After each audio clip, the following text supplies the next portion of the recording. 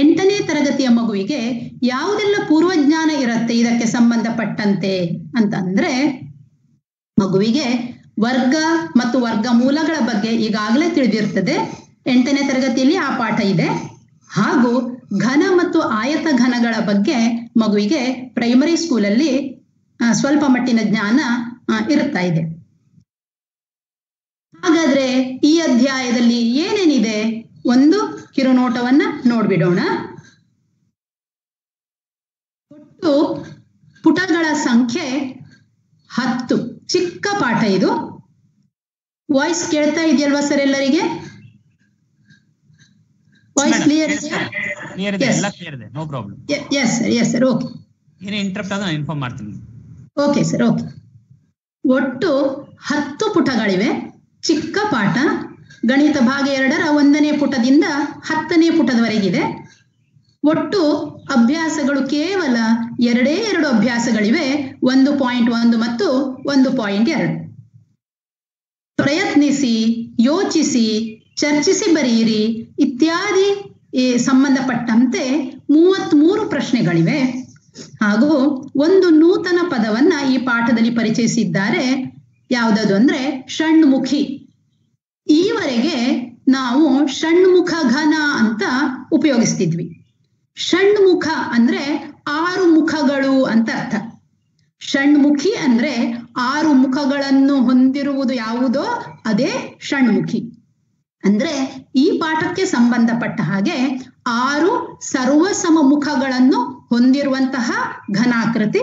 ಅದರ ಬದಲು ಇಲ್ಲಿ ಷಣ್ಮುಖಿ ಅನ್ನುವ ಪದವನ್ನ ಬಳಸಿದ್ದಾರೆ. ಹಾಗಾದ್ರೆ ಈ ಪಾಠದಲ್ಲಿ ಯಾವುದೆಲ್ಲ ಕಲಿಕಾಂಶಗಳು ಬರ್ತವೆ ಅಂತಂದ್ರೆ, ಪೂರ್ಣ ಘನ ಸಂಖ್ಯೆಗಳ ಅರ್ಥ, ಸಂಖ್ಯೆಗಳ ಬಿಡಿಸ್ಥಾನ ಹಾಗೂ ಅವುಗಳ ಘನಗಳ ಬಿಡಿಸ್ಥಾನದಲ್ಲಿನ ಅಂಕಿಗಳ ಹೋಲಿಕೆ, ಪೂರ್ಣ ಘನ ಸಂಖ್ಯೆಗಳ ಕೆಲವು ಗುಣಲಕ್ಷಣಗಳು, ಪೂರ್ಣ ಘನ ಸಂಖ್ಯೆಗಳಿಗೆ ಸಂಬಂಧಿಸಿದಂತಹ ಆಸಕ್ತಿದಾಯಕ ವಿನ್ಯಾಸಗಳು ಪ್ಯಾಟರ್ನ್ಸ್, ಹಾಗೂ ಹಾರ್ಡಿ ರಾಮಾನುಜನ್ ಸಂಖ್ಯೆ, ಪೂರ್ಣ ಘನ ಸಂಖ್ಯೆಗಳು ಮತ್ತು ಅವುಗಳ ಅವಿಭಾಜ್ಯ ಅಪವರ್ತನಗಳು, ಒಂದು ಸಂಖ್ಯೆಯನ್ನು ಪೂರ್ಣ ಘನವನ್ನಾಗಿಸಲು ಗುಣಿಸಬೇಕಾದ ಅಥವಾ ಭಾಗಿಸಬೇಕಾದ ಕನಿಷ್ಠ ಸಂಖ್ಯೆಯನ್ನು ಕಂಡುಹಿಡಿಯುವುದು,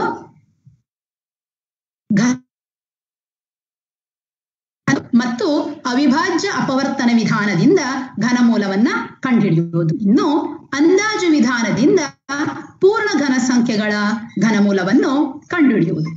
ಈ ರೀತಿ ಚಿಕ್ಕ ಪಾಠ ಆದ್ರೂ ಇಷ್ಟು ಕಲಿಕಾಂಶಗಳು ಆ ಪಾಠದಲ್ಲಿ ಬರ್ತವೆ.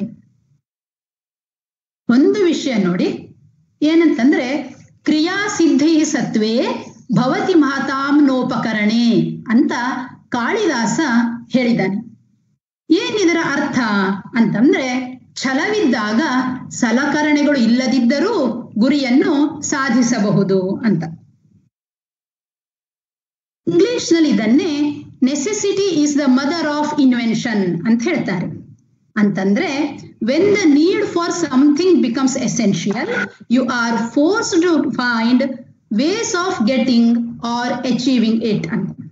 ಯಾಕೆ ಇಲ್ಲಿ ನಾನು ಈ ಮಾತನ್ನು ಹೇಳ್ತಾ ಇದ್ದೇನೆ ಅಂತಂದ್ರೆ, ಈ ಒಂದು ತರಬೇತಿಯನ್ನು ಕೊಡ್ಲಿಕ್ಕೆ ನನಗೆ ಸಿಕ್ಕಿದಂತಹ ಪಾಠ ಘನ ಮತ್ತು ಘನಮೂಲಗಳು. ಈಗಾಗಲೇ ಹೇಳಿದ ಹಾಗೆ ಅತ್ಯಂತ ಪುಟ್ಟ ಪಾಠ ಇದು. ಮತ್ತು ನಮ್ಮ ಹಿಂದಿನ ಟೆಕ್ಸ್ಟ್ ಬುಕ್ ಅಲ್ಲಿಯೂ ಆಲ್ರೆಡಿ ಈ ಪಾಠ ಇತ್ತು. ಹಾಗಾಗಿ ಎಲ್ಲ ವಿಷಯ ನಮ್ಮ ಶಿಕ್ಷಕರಿಗೆ ತಿಳಿದದ್ದೇ ಆಗಿದೆ. ಇದರಲ್ಲಿ ನಾನು ತರಬೇತಿ ಕೊಡುವಾಗ ಏನ್ ಮಾಡೋದು, ಎಲ್ಲ ಗೊತ್ತಿದ್ದದ್ದೇ ವಿಷಯವನ್ನ ಹೇಳಿದ್ರೆ ಹೇಗಾಗ್ತದೆ ತರಬೇತಿ? ಏನಾದ್ರೂ ನಾನು ಶಿಕ್ಷಕರಿಗೆ ಹೊಸ ವಿಷಯವನ್ನು ಹೇಳಬೇಕಿತ್ತಲ್ಲ ಅಂತ ಆಲೋಚನೆ ಮಾಡಿ ಹುಡುಕ್ತಾ ಹೊರಟೆ, ಏನ್ ಹೇಳ್ಬಹುದಂತ. ಆಗ ನನಗೆ 1-2 ಹೊಸ ವಿಷಯ ಸಿಕ್ಕಿತು. ಅದನ್ನೇ ನಾನು ನಿಮ್ಮೊಟ್ಟಿಗೆ ಹಂಚ್ಕೊಳ್ತಾ ಇದ್ದೇನೆ. ಅಂದ್ರೆ ನನಗೆ ಇಲ್ಲಿ ಹೊಸ ವಿಷಯವನ್ನು ಹೇಳುವಂತಹ ಅನಿವಾರ್ಯತೆ ಇತ್ತು. ಹಾಗಾಗಿ ನಾನು ಅದನ್ನು ಹುಡುಕಿದಾಗ ನನಗೆ ಸಿಕ್ಕಿತು. ಹಾಗೆ ಅದನ್ನ ನಾನು ನಿಮ್ಮೊಟ್ಟಿಗೆ ಹಂಚ್ಕೊಳ್ತಾ ಇದ್ದೇನೆ. ಈ ಪಾಠಕ್ಕೆ ಸಂಬಂಧಿಸಿದಂತೆ ಶಿಕ್ಷಕರಿಗಾಗಿ ಹೆಚ್ಚುವರಿ ಜ್ಞಾನ, ಅಡಿಷನಲ್ ನಾಲೆಜ್, ಹಾಗೆ 1-2 ವಿಷಯವನ್ನ ಹೇಳ್ತಾ ಇದ್ದೇನೆ. ಭಾಗಾಕಾರ ವಿಧಾನದಿಂದ ಪೂರ್ಣ ಘನ ಸಂಖ್ಯೆಗಳ ಘನಮೂಲವನ್ನ ಕಂಡುಹಿಡಿಯೋದು. ಭಾಗಾಕಾರ ವಿಧಾನದಿಂದ ವರ್ಗಮೂಲವನ್ನ ಕಂಡುಹಿಡಿಯೋದು ನಿಮ್ಗೆ ಎಲ್ಲರಿಗೂ ಗೊತ್ತೇ ಇದೆ. ಅದರಿಂದ ಅದೇ ವಿಧಾನದಿಂದ ಘನಮೂಲ ಕಂಡುಹಿಡಿಬಹುದಾ ಅಂತ ಆಲೋಚನೆ ಮಾಡಿದಾಗ ನನಗೆ ಅದಕ್ಕೂ ಉತ್ತರ ಸಿಕ್ತು. ಹಾಗಾಗಿ ಕೆಲವರಿಗೆ ಗೊತ್ತಿರಬಹುದೋ ಏನೋ, ನನಗೆ ಗೊತ್ತಿರಲಿಲ್ಲ. ಈ ತರಬೇತಿ ಕೊಡ್ಲಿಕ್ಕಾಗಿ ನಾನು ಈ ವಿಧಾನವನ್ನ ಕಲ್ತ್ಕೊಂಡಿದ್ದೇನೆ, ನಿಮ್ಮೊಟ್ಟಿಗೆ ಹಂಚ್ಕೊಳ್ತಾ ಇದ್ದೇನೆ.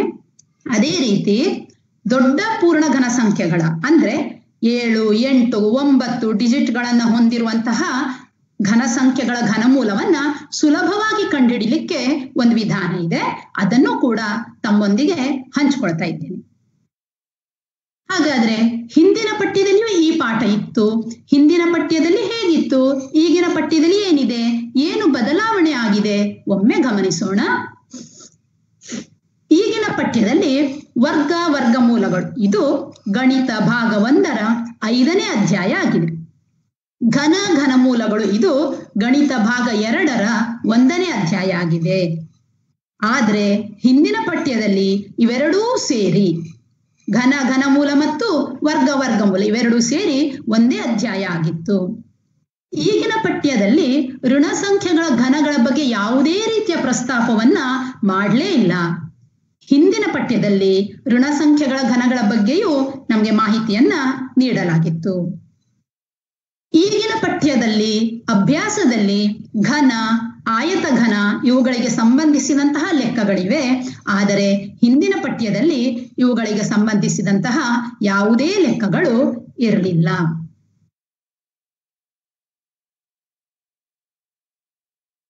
ಈಗ ಪಾಠವನ್ನ ಒಬ್ಬೊಬ್ರು ಒಂದೊಂದು ರೀತಿಯಲ್ಲಿ ಆರಂಭ ಮಾಡ್ತಾರೆ. ನಾವಿಲ್ಲಿ ಗುಂಪಿನಲ್ಲಿ 100, 125, 130 ಜನ ಇದ್ರೆ 130 ವಿಧಗಳಲ್ಲಿ ನಾವು ಪಾಠವನ್ನ ಮಾಡಬಹುದು. ನಾನು ಒಂದು ವಿಧಾನವನ್ನ ಇಲ್ಲಿ ವಿವರಿಸ್ತಾ ಇದ್ದೇನೆ. ಒಂದಷ್ಟು ಯೂನಿಟ್ ಕ್ಯೂಬ್ಸ್ ಅನ್ನ ತಗೊಂಡು ಮಕ್ಕಳ ಹತ್ರ ಆಟ ಆಡ್ತಾ ಪಾಠ ಮಾಡೋಣ. ಇವತ್ತು ಆಟ ಆಡ್ಲಿಕ್ಕೆ ಯಾರೆಲ್ಲ ಬರ್ತೀರ ಅಂತ ಕೇಳಿದಾಗ ಎಲ್ಲರೂ ಕೂಡ ಉತ್ಸಾಹದಿಂದ ಕೈ ಎತ್ತಾರೆ. ಆಗ ಮಕ್ಕಳನ್ನ ಆಯಾ ಕ್ಲಾಸಿಗೆ ಅನುಗುಣವಾಗಿ ಗುಂಪುಗಳಲ್ಲಿ ವಿಭಾಗವನ್ನ ಮಾಡೋಣ. ನಾನಿಲ್ಲಿ ಮಕ್ಕಳನ್ನ 4 ಗುಂಪುಗಳಾಗಿ ವಿಭಾಗಿಸುವುದು ಅಂತ ಅಂದ್ಕೊಂಡಿದ್ದೇನೆ. ಹಾಗೆ ಒಂದೊಂದು ಗುಂಪಿನವರಿಗೆ ಒಂದಷ್ಟು ಸಂಖ್ಯೆಯ ಯೂನಿಟ್ ಕ್ಯೂಬ್ಸ್ ಅನ್ನ ಕೊಡೋದು. ಮೊದಲನೇ ಗುಂಪಿಗೆ ಒಂದು 15 ಯೂನಿಟ್ ಕ್ಯೂಬ್ಸ್ ಅನ್ನ ಕೊಡೋದು. ಎರಡನೇ ಗುಂಪಿಗೆ ಒಂದು 8 ಯೂನಿಟ್ ಕ್ಯೂಬ್ಸ್. ಅದೇ ರೀತಿ ಮೂರನೇ ಗುಂಪಿಗೆ 27, ನಾಲ್ಕನೇ ಗುಂಪಿಗೆ ಒಂದು 40 ಯೂನಿಟ್ ಕ್ಯೂಬ್ಸ್ ಅನ್ನ ಕೊಡೋದು. ಅವ್ರ ಹತ್ರ ಏನ್ ಹೇಳೋದು, ಈ ಎಲ್ಲ ಯೂನಿಟ್ ಕ್ಯೂಬ್ಸ್ ಅನ್ನ ನೀವು ಬಳಸ್ಕೊಂಡು ಒಂದು ದೊಡ್ಡ ಚೌಕ ಘನ ಕ್ಯೂಬ್ ಮಾಡಬೇಕು. ಆದ್ರೆ ಕಂಡೀಷನ್ ಏನು, ಕೊಟ್ಟಂತಹ ಯೂನಿಟ್ ಕ್ಯೂಬ್ಸ್ ಅಲ್ಲಿ ಯಾವುದನ್ನು ಬಾಕಿ ಉಳಿಸೋ ಹಾಗಿಲ್ಲ. ಕೊಟ್ಟಂತಹ ಎಲ್ಲ ಯೂನಿಟ್ ಕ್ಯೂಬ್ಸ್ ಅನ್ನ ಬಳಸಿಕೊಂಡು ಒಂದು ದೊಡ್ಡ ಕ್ಯೂಬ್ ಘನವನ್ನ ರಚಿಸಬೇಕು ಅಂತ ಹೇಳೋದು. ಆಗ ಮಕ್ಕಳು ಪ್ರಯತ್ನ ಮಾಡಿದಾಗ ಅಲ್ಲಿ 8 ಯೂನಿಟ್ ಕ್ಯೂಬ್ಸ್ ಸಿಕ್ಕಿದಂತಹ ತಂಡ ಮತ್ತು 27 ಯೂನಿಟ್ ಕ್ಯೂಬ್ ಸಿಕ್ಕಿದಂತಹ ತಂಡಗಳಿಗೆ ಈ ಒಂದು ಕೆಲಸವನ್ನ ಮಾಡಲಿಕ್ಕೆ ಸಾಧ್ಯ ಆಗ್ತದೆ. ಅದೇ ರೀತಿ 15 ಮತ್ತು 40 ಯೂನಿಟ್ ಕ್ಯೂಬ್ ಸಿಕ್ಕಿದವರಿಗೆ ಅದನ್ನ ಮಾಡಲಿಕ್ಕೆ ಸಾಧ್ಯ ಆಗೋದಿಲ್ಲ. ಆಗ ನಾವು ಮಕ್ಕಳಿಗೆ ಹೇಳ್ಬೋದು, ಈ ರೀತಿ ಯಾವ ಸಂಖ್ಯೆಯ ಯೂನಿಟ್ ಕ್ಯೂಬ್ಸ್ ಇಂದ ಒಂದು ದೊಡ್ಡ ಘನವನ್ನ ಮಾಡ್ಲಿಕ್ಕೆ ಆಗುತ್ತೋ ಅಂತಹ ಸಂಖ್ಯೆಗಳಿಗೆ ನಾವು ಪೂರ್ಣ ಘನ ಸಂಖ್ಯೆಗಳು ಅಂತ ಕರೀತೇವೆ. ಇಲ್ಲಿ ನೋಡಿ, ಇದೆಲ್ಲ ಮಕ್ಕಳು ನೋಡೇ ಇರ್ತಾರೆ, ರೂಬಿಕ್ ಕ್ಯೂಬ್ಸ್ ಎಲ್ಲ ಇದೆ. ಇಲ್ಲಿ ಪ್ರತಿಯೊಂದರಲ್ಲಿ ಇರುವಂತಹ ಒಟ್ಟು ಚಿಕ್ಕ ಘನಗಳ ಸಂಖ್ಯೆ ಎಷ್ಟು? ಮೊದಲನೇದರಲ್ಲಿ 1, ಎರಡನೇದರಲ್ಲಿ ಚಿಕ್ಕ ಘನಗಳು ಯೂನಿಟ್ ಕ್ಯೂಬ್ಸ್ ಎಷ್ಟಿದೆ? 8 ಯೂನಿಟ್ ಕ್ಯೂಬ್ಸ್ಗಳಿವೆ. ಅದೇ ರೀತಿ ಕೊನೆಯದರಲ್ಲಿ ಈ ಒಂದು ಚಿತ್ರದಲ್ಲಿ 27 ಯೂನಿಟ್ ಕ್ಯೂಬ್ಸ್ ಇದೆ. ಹಾಗಾದ್ರೆ ಇಲ್ಲಿ ಪ್ರತಿ ಸಾಲಿನಲ್ಲಿರುವ ಚಿಕ್ಕ ಘನಗಳ ಸಂಖ್ಯೆ ಎಷ್ಟು? ಮೊದಲನೇದರಲ್ಲಿ 1 ಯೂನಿಟ್ ಕ್ಯೂಬ್, ಎರಡನೇದರಲ್ಲಿ ಪ್ರತಿ ಸಾಲಿನಲ್ಲಿ ನೀವು ಯಾವ ಸಾಲು ಬೇಕಾದ್ರೂ ತಗೊಳ್ಳಿ, ಉದ್ದ, ಅಗಲ, ಎತ್ತರ ಯಾವ ಸಾಲು ಬೇಕಾದ್ರೂ ತಗೊಳ್ಳಿ, ಪ್ರತಿ ಸಾಲಿನಲ್ಲಿರುವ ಯೂನಿಟ್ ಕ್ಯೂಬ್ಸ್ 2. ಹಾಗೆ ಕೊನೆಯದರಲ್ಲಿ ಪ್ರತಿ ಸಾಲಿನಲ್ಲಿರುವ ಚಿಕ್ಕ ಘನಗಳ ಸಂಖ್ಯೆ 3.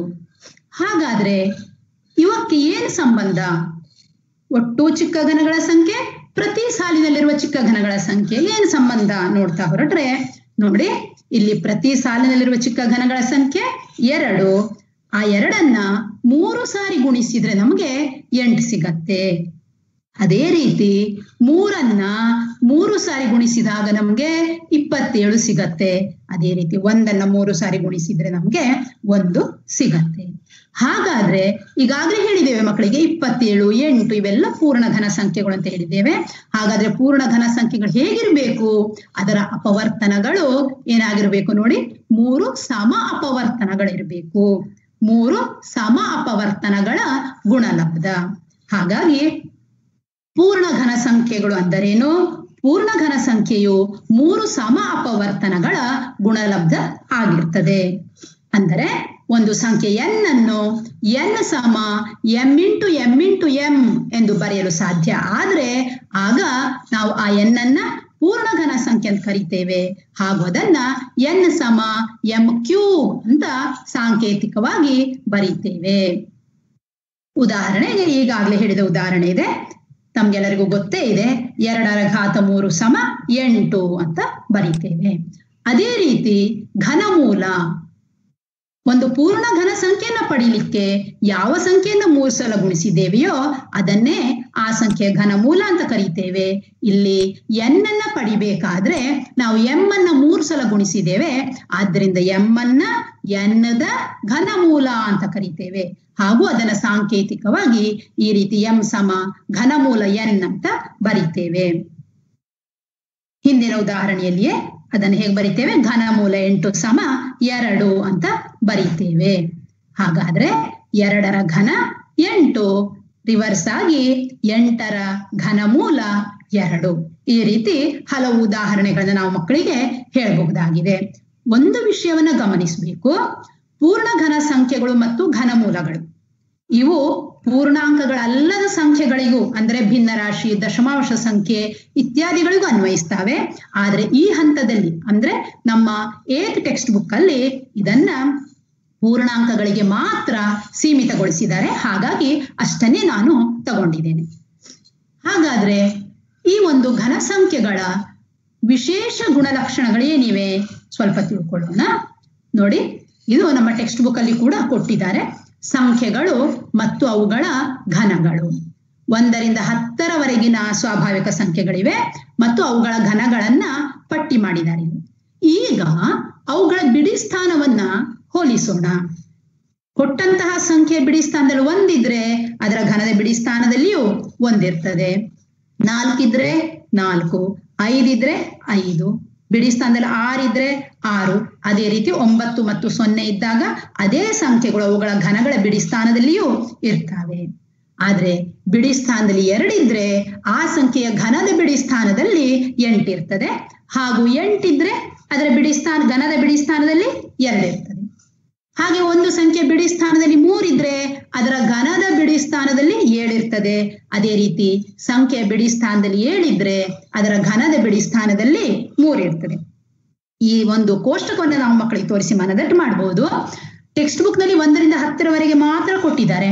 ನಾವು ಇನ್ನೂ ಒಂದು 10 ನಂಬರ್ಸ್ ಅನ್ನ ತಗೊಂಡ್ರೆ ಮಕ್ಕಳಿಗೆ ಇನ್ನೂ ಹೆಚ್ಚು ಕ್ಲಿಯರ್ ಆಗಿ ಗೊತ್ತಾಗ್ತದೆ. ನಾನಿಲ್ಲಿ 11ರಿಂದ 20ರವರೆಗಿನ ಸಂಖ್ಯೆಗಳ ಪೂರ್ಣ ಘನಗಳನ್ನ ಪಟ್ಟಿ ಮಾಡಿದ್ದೇನೆ.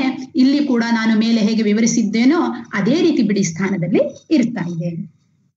ಈಗ ಬಿಡಿ ಸ್ಥಾನಗಳನ್ನ ಮಾತ್ರ ಬರೆದಿದ್ದೇನೆ ನೋಡಿ. ಇಲ್ಲಿ ಸಂಖ್ಯೆಗಳ ಬಿಡಿ ಸ್ಥಾನದಲ್ಲಿ 1, 4, 5, 6 ಮತ್ತು 9, 0 ಇದ್ದಾಗ ಅವುಗಳ ಘನಗಳ ಬಿಡಿ ಸ್ಥಾನದಲ್ಲಿಯೂ ಅದೇ ಅಂಕೆಗಳು ಇರ್ತವೆ.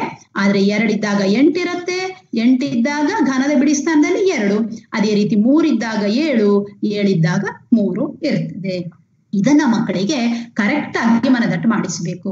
ಯಾಕೆಂದ್ರೆ ಪುಟ ಸಂಖ್ಯೆ 3ರ ಇವುಗಳನ್ನು ಪ್ರಯತ್ನಿಸಿ ಪ್ರಶ್ನೆಗೆ ಉತ್ತರಿಸಲಿಕ್ಕೆ ಇದು ಸಹಾಯ ಮಾಡ್ತೇವೆ. ನೋಡಿ, ಅಲ್ಲಿ ಪ್ರಶ್ನೆ ಈ ರೀತಿ ಇದೆ, ಕೆಳಗಿನ ಪ್ರತಿಯೊಂದು ಸಂಖ್ಯೆಯ ಘನದಲ್ಲಿನ ಬಿಡಿ ಸ್ಥಾನದ ಅಂಕೆಯನ್ನು ಕಂಡುಹಿಡಿಯಿರಿ ಅಂತಿದೆ. ನಾವು ಈ ಒಂದು ಟೇಬಲ್ ಅನ್ನ ಕೋಷ್ಟಕವನ್ನ ಮಕ್ಕಳಿಗೆ ಕಲಿಸ್ಬಿಟ್ರೆ ಅವರು ಆರಾಮ್ಸೆ ಈ ಎಲ್ಲ ಪ್ರಶ್ನೆಗಳಿಗೆ ಉತ್ತರವನ್ನ ಬರಿಬಹುದು. ನೆಕ್ಸ್ಟ್, ಇವೇ ಕೋಷ್ಟಕಗಳಿಂದ ನಾವು ಇನ್ನೂ ಒಂದು ವಿಷಯವನ್ನ ಮಕ್ಕಳಿಗೆ ತಿಳಿಸಬಹುದು. ಎಲ್ಲ ಸಮಸಂಖ್ಯೆಗಳ ಘನಗಳನ್ನು ನೋಡಿ, 2 ಸಮಸಂಖ್ಯೆ ಅದರ ಘನ ಕೂಡ ಸಮಸಂಖ್ಯೆ, 4 ಸಮಸಂಖ್ಯೆ ಅದರ ಘನ ಕೂಡ ಸಮಸಂಖ್ಯೆ. ಇದೇ ರೀತಿ ಪ್ರತಿಯೊಂದು ಸಮಸಂಖ್ಯೆನ ಗಮನಿಸಿ, ಅದರ ಘನಗಳು ಕೂಡ ಸಮಸಂಖ್ಯೆಗಳಾಗಿರ್ತವೆ. ಅದೇ ರೀತಿ ಬೆಸ ಸಂಖ್ಯೆಗಳನ್ನ ನೋಡಿದ್ರೆ ಪ್ರತಿಯೊಂದು ಬೆಸ ಸಂಖ್ಯೆಯ ಘನ ಕೂಡ ಬೆಸ ಸಂಖ್ಯೆ ಆಗಿರುವುದನ್ನ ಮಕ್ಕಳು ಗಮನಿಸ್ತಾರೆ. ಇದರಿಂದ ನಾವು ಏನು ತೀರ್ಮಾನಕ್ಕೆ ಬರ್ಬೋದು? ಸಮಸಂಖ್ಯೆಗಳ ಘನಗಳು ಸಮಸಂಖ್ಯೆಗಳು, ಬೆಸ ಸಂಖ್ಯೆಗಳ ಘನಗಳು ಬೆಸ ಸಂಖ್ಯೆಗಳು. ಮಕ್ಕಳಿಗೆ ಇಷ್ಟೇ ಹೇಳಿದ್ರೆ ಸಾಕು. ನಾವು ಟೀಚರ್ಸ್ ಆಗಿ ಇದಕ್ಕೆ ಒಂದು ಚಿಕ್ಕ ಪ್ರೂಫ್ ಅನ್ನು ಕೂಡ ನೋಡ್ಬಿಡೋಣ. ನಿನ್ನೆ ವರ್ಗ ಮತ್ತು ವರ್ಗ ಸಂಖ್ಯೆಗಳು ಪಾಠದಲ್ಲಿ ಕೂಡ ನೋಡಿದೀರಿ. ಕೆಲವು ವಿಷಯ ಪಾಠದ ವಿಷಯ ಆಗಿರೋದಕ್ಕೆ ಅದು ಒಂದೊಂದು ಕಡೆ ರಿಪಿಟೇಷನ್ ಆಗ್ಬೋದು ನಿಮ್ಗೆ. n ಎಂಬುದು ಒಂದು ಸಮಸಂಖ್ಯೆ ಅಂತ ಇಟ್ಕೊಳ್ಳೋಣ. ಸಮಸಂಖ್ಯೆ ಆದ್ದರಿಂದ ಅದು 2ರ ಮಲ್ಟಿಪಲ್, 2ರ ಗುಣಕ ಆಗಿರ್ತದೆ. ಆದ್ದರಿಂದ n ಸಮ 2k. ಇಲ್ಲಿ k ಅನ್ನೋದೊಂದು ಪೂರ್ಣಾಂಕ, k ಬಿಲಾಂಗ್ಸ್ ಟು z. ಸಮಸಂಖ್ಯೆ ಆಗಿರೋದ್ರಿಂದ ಅದು 2ರ ಗುಣಕ. ನಮ್ಗೆ n³ ಕೂಡ ಒಂದು ಸಮಸಂಖ್ಯೆ ಅಂತ ಹೇಳಿ ತೋರಿಸಿ, ಆದ್ದರಿಂದ ನಾವು 2 ಕಡೆ ಪೂರ್ಣಘನ ಮಾಡ್ತಾ ಇದ್ದೇವೆ. n³ ಅಂದ್ರೆ 2k ಯ ಹೋಲ್ ಕ್ಯೂಬ್ ಅಂದ್ರೆ ಎಷ್ಟಾಯ್ತು? 8k³ ಆಯ್ತು. ಈ 8ಅನ್ನ ನಾನು 2 × 4 ಅಂತ ಬರಿತೇನೆ. ಇಲ್ಲಿ k ಒಂದು ಪೂರ್ಣಾಂಕ, ಆದ್ದರಿಂದ k³ ಕೂಡ ಪೂರ್ಣಾಂಕದ ಘನ ಕೂಡ ಪೂರ್ಣಾಂಕ. ಆ ಪೂರ್ಣಾಂಕಕ್ಕೆ 4ರಿಂದ ಗುಣಿಸಿದಾಗ ಸಿಗುವ ಸಂಖ್ಯೆ ಕೂಡ ಪೂರ್ಣಾಂಕ. ಆದ್ದರಿಂದ 4k³ ಅನ್ನೋದೇನು? ಒಂದು ಪೂರ್ಣಾಂಕ ಆಯ್ತು. ಅದನ್ನ ನಾನು m ಅಂತ ಸೂಚಿಸಿದ್ದೇನೆ. ಆದ್ದರಿಂದ n³ ಸಮ ಏನಾಯ್ತು? 2m ಆಯ್ತು. ಅಂದ್ರೆ ಪುನಃ n³ ಅನ್ನುವುದು 2ರ ಮಲ್ಟಿಪಲ್ ಆಯ್ತು. ಆದ್ದರಿಂದ n³ ಕೂಡ ಒಂದು ಸಮಸಂಖ್ಯೆ ಆಗಿದೆ. ಅದೇ ರೀತಿ ಬೆಸ ಸಂಖ್ಯೆಗಳ ಘನಗಳು ಬೆಸ ಸಂಖ್ಯೆಗಳು ಅನ್ನೋದನ್ನು ಕೂಡ ನಾವು ಪ್ರೂವ್ ಮಾಡಬಹುದು. n ಎಂಬುದು ಒಂದು ಬೆಸ ಸಂಖ್ಯೆ ಆಗಿರಲಿ. ಹಾಗಾದ್ರೆ n ಅನ್ನು ಹೇಗೆ ಇಟ್ಕೋತೇವೆ? n ಸಮ 2k + 1 ಅಂತ ಇಟ್ಕೊಳ್ತೇವೆ. ಯಾಕೆ? 2k ಅಂದ್ರೆ 2ರ ಮಲ್ಟಿಪಲ್ ಸಮಸಂಖ್ಯೆ. ಸಮಸಂಖ್ಯೆಗೆ 1ಅನ್ನು ಕೂಡಿಸಿದ್ರೆ ಬೆಸ ಸಂಖ್ಯೆ. ಆದ್ದರಿಂದ n ಸಮ 2k + 1. ಇಲ್ಲಿ k belongs to z. k ಒಂದು ಪೂರ್ಣಾಂಕ. ಈ ಹಿಂದೆ ಮಾಡಿದಂತೆ ನಮಗೆ n³ ಕೂಡ ಒಂದು ಬೆಸ ಸಂಖ್ಯೆ ತೋರಿಸಬೇಕು. ಪೂರ್ಣಘನ ಮಾಡೋಣ. ಇಲ್ಲಿ ಯಾವ ಸೂತ್ರ ಉಪಯೋಗಿಸೋಣ? a + b ಯ ಹೋಲ್ ಕ್ಯೂಬ್ ಸೂತ್ರವನ್ನು ಉಪಯೋಗಿಸಿದ್ದೇನೆ. a³ + 3a² b + 3ab² + b³ ಆಯ್ತು. ಆದ್ದರಿಂದ ಉತ್ತರ ಎಷ್ಟು ಸಿಕ್ತು? 8k³ + 12k² + 6k + 1 ಅಂತಾಯ್ತು. ಈಗ ಈ ಮೊದಲಿನ 3 ಪದಗಳಲ್ಲಿ 2ಅನ್ನ ಸಾಮಾನ್ಯವಾಗಿ ತಗೊಳ್ತೇನೆ. ಮೊದಲಿನ 3 ಪದಗಳಲ್ಲಿ 2ಅನ್ನ ಸಾಮಾನ್ಯವಾಗಿ ತಗೊಳ್ತೇನೆ. ಆಗ ಬ್ರಾಕೆಟ್ ಅಲ್ಲಿ ಇಷ್ಟು ಉಳಿತು ನೋಡಿ. k ಒಂದು ಪೂರ್ಣಾಂಕ, ಅದಕ್ಕೆ 3ರಿಂದ ಗುಣಿಸಿದರೆ ಸಿಗೋದು ಪೂರ್ಣಾಂಕ. ಅದೇ ರೀತಿ k² ಪೂರ್ಣಾಂಕ, ಅದಕ್ಕೆ 6ರಿಂದ ಗುಣಿಸಿದರೆ ಪೂರ್ಣಾಂಕ. k³ ಕೂಡ ಪೂರ್ಣಾಂಕ, 4ರಿಂದ ಗುಣಿಸಿದರೆ ಪೂರ್ಣಾಂಕ. ಈ 3 ಪೂರ್ಣಾಂಕಗಳ ಮೊತ್ತ ಇನ್ನೊಂದು ಪೂರ್ಣಾಂಕ ಆಗ್ತದೆ. ಆದ್ದರಿಂದ ಈ ಬ್ರಾಕೆಟ್ ಒಳಗೆ ಏನ್ ಸಿಕ್ಕಿದೆಯೋ ಅದೊಂದು ಪೂರ್ಣಾಂಕ. ಅದನ್ನ m ಅಂತ ಹೇಳಿ ಸೂಚಿಸ್ತಾ ಇದ್ದೇನೆ. ಆದ್ದರಿಂದ n³ ಅನ್ನೋದೇನಾಯ್ತು? 2ರ ಮಲ್ಟಿಪಲ್ +1 ಅಂದ್ರೆ ಏನಾಯ್ತು? ಬೆಸ ಸಂಖ್ಯೆ ಆಯ್ತು. ಈ ರೀತಿ ನಾವು ಬೆಸ ಸಂಖ್ಯೆಗಳ ಘನಗಳು ಕೂಡ ಬೆಸ ಸಂಖ್ಯೆಗಳಾಗಿರ್ತವೆ ಅನ್ನೋದನ್ನ ಪ್ರೂವ್ ಮಾಡಬಹುದು. ಈಗ 80 ಇದೊಂದು ಪೂರ್ಣಘನವೇ? ಖಂಡಿತ ಅಲ್ಲ. 1000 ಪೂರ್ಣಘನವೇ? ಹೌದು. ಹೌದಾದ್ರೆ ಎಷ್ಟರ ಘನ? 10ರ ಘನ. 400 ಪೂರ್ಣಘನ ಅಲ್ಲ. ಇಲ್ಲಿ 12,50,000 ಸಾರಿ 12,50,00,000 ಇದು ಪೂರ್ಣಘನವೇ? ಎಸ್. ಎಷ್ಟರ ಘನ? 500ರ ಘನ. ಇಲ್ಲಿ 2,70,000 ಪೂರ್ಣಘನ ಅಲ್ಲ. ಹಾಗಾದ್ರೆ ಒಂದು ಸಂಖ್ಯೆಯಲ್ಲಿ ಕೊನೆಯಲ್ಲಿ ಸೊನ್ನೆಗಳು ಬಂದಾಗ ಅದು ಪೂರ್ಣಘನವಾ ಅಲ್ವಾ ಅಂತ ನಿರ್ಧರಿಸೋದು ಹೇಗೆ? ಒಂದು ಪೂರ್ಣಘನ ಸಂಖ್ಯೆಯ ಕೊನೆಯಲ್ಲಿ ಇರುವ ಸೊನ್ನೆಗಳ ಸಂಖ್ಯೆಯು ಯಾವಾಗಲೂ 3ರ ಗುಣಕವೇ ಆಗಿರ್ತದೆ. ಉದಾಹರಣೆಯಲ್ಲಿ ಬರೆದಿದೆ ನೋಡಿ. ಇಲ್ಲಿ ಕೊನೆಯಲ್ಲಿರುವ 0 3ರ ಮಲ್ಟಿಪಲ್ ಇದೆ. ಇಲ್ಲಿ ಕೂಡ 3 0 ಇದೆ. ಇಲ್ಲಿ 6 0 ಇದೆ ಅಂದ್ರೆ 3ರ ಮಲ್ಟಿಪಲ್. ಇದು ಪೂರ್ಣ ಘನ ಸಂಖ್ಯೆ. ಯಾಕಂದ್ರೆ ಇಲ್ಲಿ ಘನ ಮೂಲ ನಾವು ಬರ್ದಿದ್ದೇವಲ್ವಾ, ಹಾಗಾಗಿ ಯಾವಾಗ್ಲೂ ಕೊನೆಯಲ್ಲಿರುವ ಸೊನ್ನೆಗಳ ಸಂಖ್ಯೆ 3 ಅಥವಾ 3ರ ಗುಣಕ ಆಗಿರ್ತದೆ. ಯಾವುದ್ರಲ್ಲಿ? ಪೂರ್ಣ ಘನ ಸಂಖ್ಯೆಯಲ್ಲಿ. ಆದ್ರೆ ಗಮನಿಸಿ, ಕೆಳಗಡೆ ಬರೆದಿರೋ ಸಂಖ್ಯೆಗಳು ಪೂರ್ಣ ಘನ ಸಂಖ್ಯೆ ಆಗಿರ್ಲಿಕ್ಕೆ ಸಾಧ್ಯವೇ ಇಲ್ಲ. ಯಾಕೆಂದ್ರೆ ಅಲ್ಲಿ ಅದಕ್ಕೆ ನಾವು ಘನಮೂಲವನ್ನ ಕಂಡಿಡಿದಾಗ ಅದು ದಶಮಾಂಶ ಸಂಖ್ಯೆ ಬರ್ತದೆ. ಇಲ್ಲಿ ಒಂದು ನೆನ್ಪಿಟ್ಕೊಳ್ಳಿ, ಇದರ ವಿಲೋಮ ಸತ್ಯ ಅಲ್ಲ. ಒಂದು ಸಂಖ್ಯೆಯ ಕೊನೆಯಲ್ಲಿರುವ ಸೊನ್ನೆಗಳ ಸಂಖ್ಯೆ 3ರ ಗುಣಕ ಆಗ್ಬಿಟ್ರೆ ಅದು ಪೂರ್ಣ ಘನ ಸಂಖ್ಯೆಯೇ ಆಗ್ಬೇಕಂತಿಲ್ಲ. ಉದಾಹರಣೆಗೆ 4000 ನೋಡಿ, ಇದು ಪೂರ್ಣ ಘನ ಸಂಖ್ಯೆ ಅಲ್ಲ. ಮಕ್ಕಳಿಗೆ ಇದನ್ನ ಕನ್ಫರ್ಮ್ ಮಾಡ್ಬೇಕು ನಾವು. ಕೊನೆಯಲ್ಲಿ 3 ಸೊನ್ನೆ ಇದ್ರೆ ಆಗ್ಲಿಲ್ಲ, ಅದರನ್ನ ಸೊನ್ನೆಗಳನ್ನ ಬಿಟ್ಟು ಹಿಂದೆ ಇರುವ ಸಂಖ್ಯೆ ಕೂಡ ಏನಾಗ್ಬೇಕು, ಪೂರ್ಣ ಘನ ಸಂಖ್ಯೆ ಆಗಿರ್ಬೇಕು. ಇಲ್ಲಿ 3 ಸೊನ್ನೆ ಇದ್ರು 4 ಅನ್ನೋದು ಪೂರ್ಣ ಘನ ಅಲ್ಲ, ಹಾಗಾಗಿ ಇದು ಪೂರ್ಣ ಘನ ಸಂಖ್ಯೆ ಅಲ್ಲ. ಅದೇ ರೀತಿ ಇಲ್ಲಿ 6 ಸೊನ್ನೆಗಳಿದ್ದರೂ ಕೂಡ 35 ಅನ್ನೋದು ಪೂರ್ಣ ಘನ ಅಲ್ಲ, ಆದ್ರಿಂದ ಇಡೀ ಸಂಖ್ಯೆ ಪೂರ್ಣ ಘನ ಆಗೋದಿಲ್ಲ. ಪುಟ ಸಂಖ್ಯೆ 7ರ ಯೋಚಿಸಿ, ಚರ್ಚಿಸಿ ಮತ್ತು ಬರೆಯಿರಿ ಅಂತ ಪ್ರಶ್ನೆ ಕೊಟ್ಟಿದ್ದಾರೆ. ಪ್ರಶ್ನೆ ಈ ರೀತಿ ಇದೆ, ಇದನ್ನ ಉತ್ತರಿಸಲಿಕ್ಕೆ ಈ ಒಂದು ಕಾನ್ಸೆಪ್ಟ್ ಮಕ್ಕಳಿಗೆ ಸಹಾಯ ಆಗ್ತದೆ.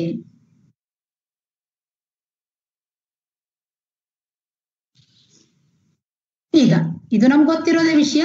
2ರ ಕ್ಯೂಬ್ 8, 5ರ ಕ್ಯೂಬ್ 125, ಹೀಗೆ ಹಲವಾರು ಸಂಖ್ಯೆಗಳನ್ನು ತಗೊಂಡು ಮಾಡ್ಬೋದು.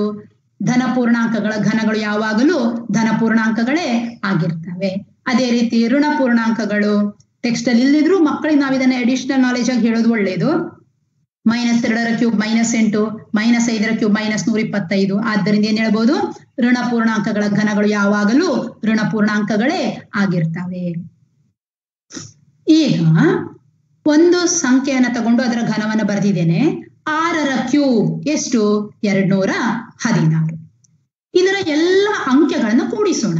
2 + 1 + 6 ಎಷ್ಟು ಬಂತು, 9 ಬಂದಿದೆ. ಅದೇ ರೀತಿ ಇನ್ನೊಂದು ಸಂಖ್ಯೆ ತಗೊಳ್ತೇನೆ. 13ರ ಕ್ಯೂಬ್ 2197. ಇದರ ಎಲ್ಲ ಬಿಡಿ ಅಂಕೆಗಳನ್ನ ಕೂಡಿಸೋಣ. 2 + 1 + 9 + 7 ಎಷ್ಟು ಬಂತು, 19. ಪುನಃ ಅಲ್ಲಿ 2 ಡಿಜಿಟ್ ಇದೆ. ನಾವು ಕೊನೆಯಲ್ಲಿ 1 ಡಿಜಿಟ್ ಬರೋ ತನಕ ಕೂಡಿಸ್ತಾ ಹೋಗೋಣ. 1 + 9 ಎಷ್ಟು, 10. ಇಲ್ಲಿ 1 + 0 ಪುನಃ ಎಷ್ಟು, 1. ಕೊನೆಯಲ್ಲಿ ಸಿಂಗಲ್ ಡಿಜಿಟ್ ಬರಬೇಕು. ಹಾಗೆ ಅಲ್ಲಿವರೆಗೆ ನಾವು ಕೂಡಿಸ್ತಾ ಹೋಗ್ಬೇಕು.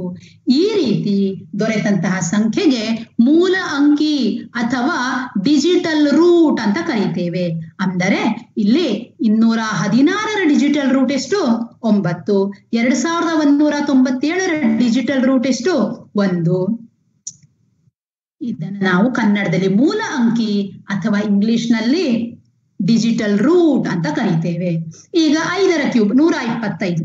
ಇದರ ಡಿಜಿಟಲ್ ರೂಟ್ ಎಷ್ಟು ಹಾಗಾದ್ರೆ, 1 + 2 + 5 = 8.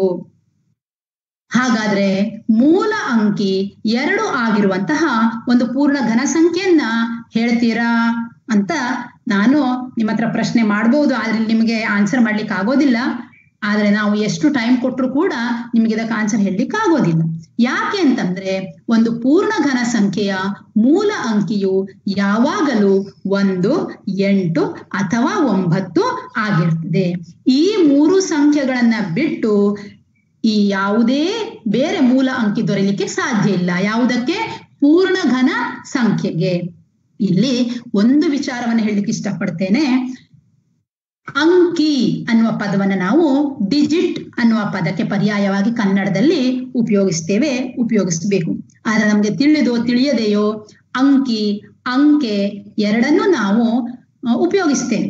ಆದ್ರೆ ನಿಜವಾಗಿ ಅಂಕೆ ಅಂದ್ರೆ ಅದೊಂದು ಸಂಖ್ಯಾ ಸೂಚಕ, ಸಿಂಬಲ್ ಅಥವಾ ನ್ಯೂಮರಲ್. ಆದ್ದರಿಂದ ನಾವು ಡಿಜಿಟ್ ಬದಲು ಕನ್ನಡದಲ್ಲಿ ಬರೆಯುವಾಗ ಸಾಧ್ಯವಾದಷ್ಟು ಅಂಕಿ ಅಂತಲೇ ಉಪಯೋಗಿಸೋಣ. ಅದೇ ರೀತಿ ಪದ ಪ್ರಯೋಗವನ್ನ ಮಾಡೋಣ. ಹಾಗಾದ್ರೆ ಈ ಹೇಳಿಕೆಯ ವಿಲೋಮ ಕೂಡ ಸತ್ಯವಾ? ಅಂದ್ರೆ ಒಂದು ಸಂಖ್ಯೆಯ ಡಿಜಿಟಲ್ ರೂಟ್ 1, 8 ಅಥವಾ 9 ಆಗಿದ್ರೆ ಅದು ಆ ಸಂಖ್ಯೆ ಪೂರ್ಣ ಘನವೇ ಆಗಿರ್ತದೆಯಾ? ಖಂಡಿತ ಇಲ್ಲ. ಉದಾಹರಣೆಗೆ ನೋಡಿ 44. ಇಲ್ಲಿ ಮೂಲ ಅಂಕಿ ಎಷ್ಟು? 4 + 4 8. 8 ಬಂದಿದೆ. ಆದ್ರೆ ಇದು ಪೂರ್ಣ ಘನವಾ? ಖಂಡಿತ ಅದು ಪೂರ್ಣ ಘನ ಅಲ್ಲ. ಅದೇ ರೀತಿ 54. ಇದರ ಡಿಜಿಟಲ್ ರೂಟ್ 9. ಇದು ಕೂಡ ಪೂರ್ಣ ಘನ ಸಂಖ್ಯೆ ಅಲ್ಲ. ಅಂದ್ರೆ ಅದರ ವಿಲೋಮ ಹೇಳಿಕೆ ಸ್ಯಾಟಿಸ್ಫೈ ಆಗ್ಬೇಕಂತೇಳಿ ಇಲ್ಲ. ಈಗ ಒಂದಷ್ಟು ಪ್ಯಾಟರ್ನ್ಸ್ ನೋಡೋಣ. 1ರ ಕ್ಯೂಬ್ ಎಷ್ಟು? 1. 2ರ ಕ್ಯೂಬ್ 8. ಈ 8ಅನ್ನ ನಾವು ಹೇಗೆ ಬರೀಬಹುದು? 3 + 5 ಅಂತ ಬರೀಬಹುದು. ಕ್ರಮಾನುಗತ ಬೆಸ ಸಂಖ್ಯೆಗಳ ಮೊತ್ತ. ಹಾಗೆ 3ರ ಕ್ಯೂಬ್ ಅನ್ನ 27, ಅದನ್ನ 7 + 9 + 11 ಅಂತ ಬರೀಬಹುದು. 4ರ ಕ್ಯೂಬ್ ಅನ್ನ 13 + 15 + 17 + 19 ಅಂತ ಬರೀಬಹುದು. ಹಾಗಾದ್ರೆ 10ರ ಕ್ಯೂಬ್ 1000 ಹೇಗೆ ಬರೀಬಹುದು? ನಮಗ್ ಗೊತ್ತಾಗ್ತದೆ ಇಲ್ಲಿ ನೋಡುವಾಗ. ಏನು? 2ರ ಕ್ಯೂಬ್ ಅಂದ್ರೆ 2 ಕ್ರಮಾನುಗತ ಸಂಖ್ಯೆಗಳ ಮೊತ್ತ. 3ರ ಕ್ಯೂಬ್ ಅಂದ್ರೆ 3 ಕ್ರಮಾನುಗತ ಬೆಸ ಸಂಖ್ಯೆಗಳ ಮೊತ್ತ. 4ರ ಕ್ಯೂಬ್ ಅಂದ್ರೆ 4 ಕ್ರಮಾನುಗತ ಬೆಸ ಸಂಖ್ಯೆಗಳ ಮೊತ್ತ. 10ರ ಕ್ಯೂಬ್ ಅಂದ್ರೆ ಖಂಡಿತವಾಗಿ 10 ಕ್ರಮಾನುಗತ ಬೆಸ ಸಂಖ್ಯೆಗಳ ಮೊತ್ತ ಅಂತ ನಮ್ಗೆ ಗೊತ್ತಾಗ್ತದೆ.